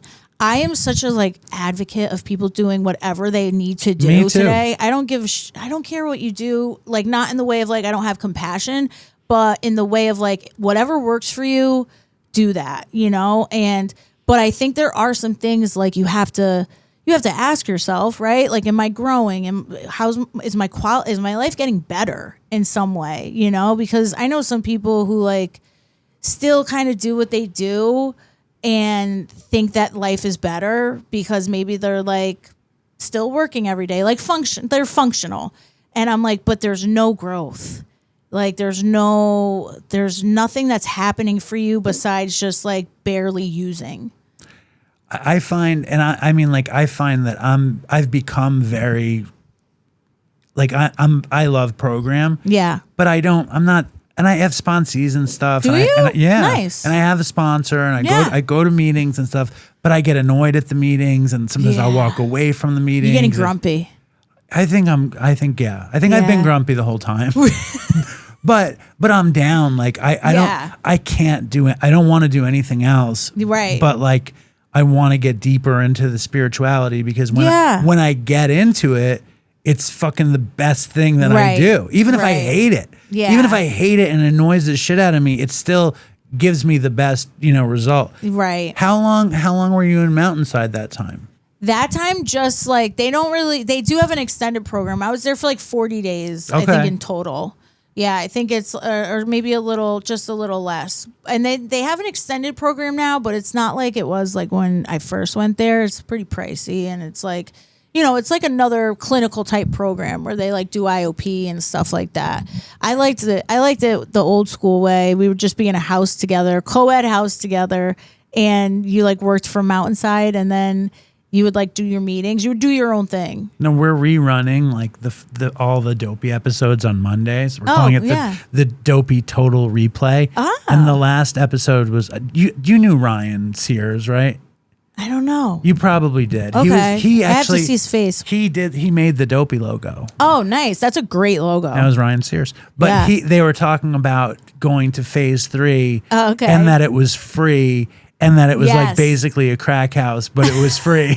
You know what I mean? And they were describing it. It definitely looked like a crack house. It was like a trailer. Yes. It was this. Yeah. It was a funny house. And I was I was so shocked that we were all allowed to live together too at it. I was oh, we all live together, and nobody. No shenanigans. No shenanigans. Not, at least not when I was there, and I was in there for a month. And you're a master of shenanigans. Yeah, all of us were. Chris was in the house when I was in there. Chris is an interesting character though, because he's not shenanigan-y like that. Yeah, you know what I mean. He's no, he listened. Yeah. I will say that. I remember one time, and this was towards the end of my stay there. We had a mandatory house meeting, which at the time I didn't know that was a normal thing that sober living does. And I made a tanning appointment in town. So I was and the only mode of transportation we had were bikes, right? So I'm getting on my bike and the director's where are you going? And I'm going tanning. And he's like, we have a mandatory house meeting. And I was like, I have an appointment. Like, I can't be here right now. And like, that's definitely a representation of like where my mind was at the time. I didn't care about being you were sober. A kid. You're fucking 22 years old. I didn't care about being sober or doing the things of course, like I wanted to stay that way, but I had no concept of how to stay that way yet. I didn't think about the program. I didn't think about like, you know, working steps and doing that type of stuff. Like I was doing stuff because I was told to, but I didn't understand it yet. You know, I didn't know what it would do for me if I did get into it. How many years do you have now? I'm coming up on 3. Amazing. Yeah. How did you the 24th. How did you May 24th? Yeah, this amazing. Sunday. That's amazing. Yeah, thank you. That's so cool. That's good. It's like a good, like, it's perfect time for you to be on the show. Yeah. So, like, how does it stick when you leave? Like, what do you do differently? Do you go to sober living? I went to sober living. That was the first time I've ever done that. I started just fucking listening. Literally, like, when people would tell me suggestions, I would actually take them. And I think it was the first time that I was just like, I don't want to go back. You're like, fuck it. By any means necessary, I don't want to go back. And of course, I thought about wanted to use at times, but I was going to do whatever I had to do that time. It was also probably the first time I actually believed I could do it. Because any other time wasn't real. It was, I was on something else. I was on methadone. I was on this. And it was like, I still felt like high, you know, still had like that mind and mood altering substance in me. So it wasn't like a conscious decision to be like, I'm going to be sober. It's so interesting. It's like, what the fuck makes it so that switch in your head can be switched and you're like, fuck it, I'm here. Yeah. I can do this. Like, I can do this. It's like, I can do this. Yeah. It's like, I didn't have that. I mean, I remember the moment I had it. I mean, the first moment I had it, like somebody was like, maybe today can be your first day. I was like, and I gave away all my weed. Oh, that's a good sign. I gave away all my weed. I was like, okay, I'm going to try. But then I remember I was sitting in a meeting and I was 41 and I was like, if I'm lucky, this is half my life. Yeah. You know what I mean? Yeah. And I'm like, I'm going to fucking and at that moment I was like, I'm going to take suggestions. Yes. And that's kind of what sounds like what you did. That changes everything. Yeah. That was, because like when people say like, you know, when you celebrate or something, like, how'd you do it? And it's like, for the first time, I just fucking listened. I listened to people instead of like trying to, when I left detox that day, I remember I texted my sister because they were like, they knew I left, like they got called or something. Right. And I said, and we laugh about this now, but at the time she was like, they texted me, where are you? Where are you? And I was like, I left, but don't worry, I have a plan. Like that was what I said. And my sister was like, yeah, you have it all figured out. And I always tried to do things my way. I wanted to like not outsmart the program because the program wasn't even relevant in my life at that point. You know, it was just like, how can I use in some way that doesn't destroy my life? And I'm just somebody who can't. And that was another realization I had to come to.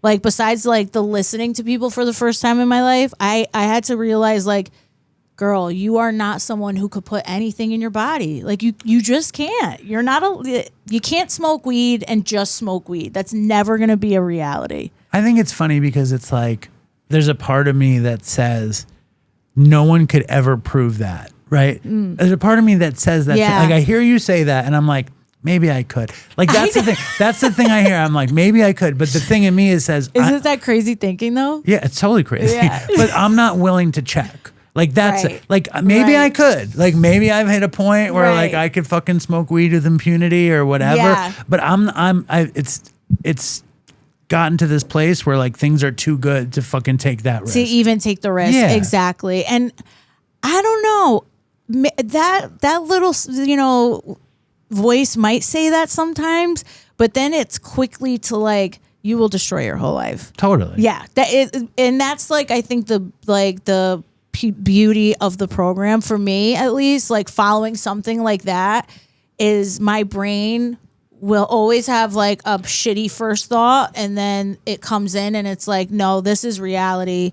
You'll lose and destroy everything because you'll never be someone who could just do this or just do that. But that's also the downside. The upside is like your life is incredible. Yeah. Because you're doing these things. You're like happy and you have this great life. I know. And you're totally free and can make choices. Yes. Like you have a fucking kid. I like do. What the hell happened? Oh, you want to hear about that? I mean, did you want to tell the story or no? Yeah, no. I was about a year clean and sober, and they say like not to get a plant a year clean and sober. I got pregnant. I wasn't in a relationship, and I was like just hooking up with somebody, and I didn't wait on purpose, but it was just about the time I was ready to like even talk to another human being, I think, in that way. And we hooked up a couple times, and I swear to God, Dave, I feel like the first time I did, you got pregnant. I got pregnant. I think that's what happened with Linda. Yeah. Yeah, basically. What, the first time you did? Because you have two girls, right? Yeah. Well, the first. Okay. All right. I didn't know it was like the second one that you were the like, first one. No, the first one. That's, I mean, like we weren't like in some serious relationship. Oh, yeah. You were only 6 months in, right? Like I don't even know. Like it was like pretty quickly. Like, yeah. And it happened out of nowhere. Yeah. So that's what happened. Yeah, that's what happened. And I had it in my head that you were like, you had like gotten artificially inseminated. Like you decided. You know what? You decided you wanted to have a baby. I should just tell people that instead, because I just keep the baby father like unknown at this point. Because I have to say that played out. Thank God I was sober when this happened. Like, not even for the obvious reasons of like being able to be like a present mom and stuff, but handling that situation, like this guy that like we're just hooking up. It's not anything serious. He's younger than me. So like when I had to tell him, I do give him a lot of respect, because he was like, whoa, like I don't want a kid. And I'm like, well, I'm fucking pregnant. So, and I'm not willing to not have this kid. Right. So we had like a conversation. I was like, all right, well, this is where I leave you kind of thing, and and that was it. That was it. And I was it was so crazy, because I was just talking about this with somebody at a meeting, because she was asking about my son. That happened exactly when it was supposed to, and it happened exactly how it was supposed to. Because, and I really believe that, because would it be great for my son to have like a dad? So dude never showed up again. No, we like I was like, we left it off where he was like, I said some things like, I feel like a fucking like a piece of shit, this and that. And I was like, honestly, it's all good, bro. I was like, I don't have any ill will or bad feelings about this. I was just... Well, you were in acceptance. Yeah. And you knew that you were going to be able to take care of your son. Exactly. And I knew I had like so much support. I knew it was just what it was going to be. But I think that's what I accepted. But when you described that woman that you were with and your aunt adopted the baby, you mentioned how a parent could show up down the line. And is that in the, is there any I don't know. About him? Yeah. People it's not like he was fucked up. Like, that's what I'm saying. Yeah. Like he's also like, I mean, he's going to miss out. He was like 10 years younger than me at the time. I'm sure he still is. Yeah, right. He still is. And hold up. So he's really young. He is, he's probably, I'm about to be 38. Yeah, but he's not even 30 yet. Yeah. Yeah. And I think that played a big part in it. I'm sure he's thinking about it right now. I doubt it. Why? Why? Because I don't think so. Maybe he does, and like he doesn't show. Do you guys live near each other? We're both in Connecticut. He's probably like 40 minutes away from where I live. Yeah, and if he does, he does. Right. And if he doesn't, he doesn't. I can't believe, honestly, I surprise myself sometimes with the level of acceptance I have with this situation. And I just think it's because like I choose to believe with my whole heart that this is what it was supposed to be. So like I don't question it. And like me and my son have the best life. Like he is the happiest little boy. And like I'm dating someone, right? So I think that was probably the only snarky thing I said in that conversation with the father. Cause like he said something about like him not, well, I would want to be with someone like, and be able to raise a kid together. We're not really together. And I was like, what makes you think that I'm not going to raise this kid with someone? You know what I mean? Like eventually like someone can come in the picture. And but it was true. I'm like, you're not the end all be all of this. Especially considering he wasn't interested in doing it. Right. I'm like, you never know what's going to happen. And I think I took that like stance on it too. I was like, I don't know the future. I don't know what's going to happen. Just live for today. That's one thing. I'm like, just stay in today with this. Cause if I get too far in the future about my son, I had that breakdown when he was like 6 months. I was like, how am I going to provide for this kid all by myself? And I just got into my head a lot about it. And I had to get it out. I had to like cry about it. I had to share about it. And then I felt better. And I was like, all right, just relax. Everything's going to be okay. Take it one day at a time like you're freaking told. And just trust that things are going to happen the way it's supposed to. I don't do that with everything, but I do it with my situation, like with being a single mom and having him by myself. I just am like, it is what it is, and it's gonna be great, regardless. It is great. Yeah. I see pictures of you guys. It seems great. Yeah. Just went on some crazy vacation. We went to Aruba. That was I got a passport for the first time in my life, and like was able to get my son, my 1-year-old, a passport. You know, those are the gifts. You're an adult. You're making it happen. Yeah, and we went to Aruba, and it was fucking nuts. It was a lot. He's a toddler, right? So it was. Children are very difficult. They really are. It was a lot, and I probably needed a vacation from that vacation. Sure. But I just am like, what a beautiful thing to have taken both of us to Aruba. You know, it was so fun. It was so great. And I hope I could do that stuff with him all the time. And I always think like, just stay fucking clean, and you can do that type of stuff if you want to, you know? Dude, you're an incredible dopey guest. Incredible.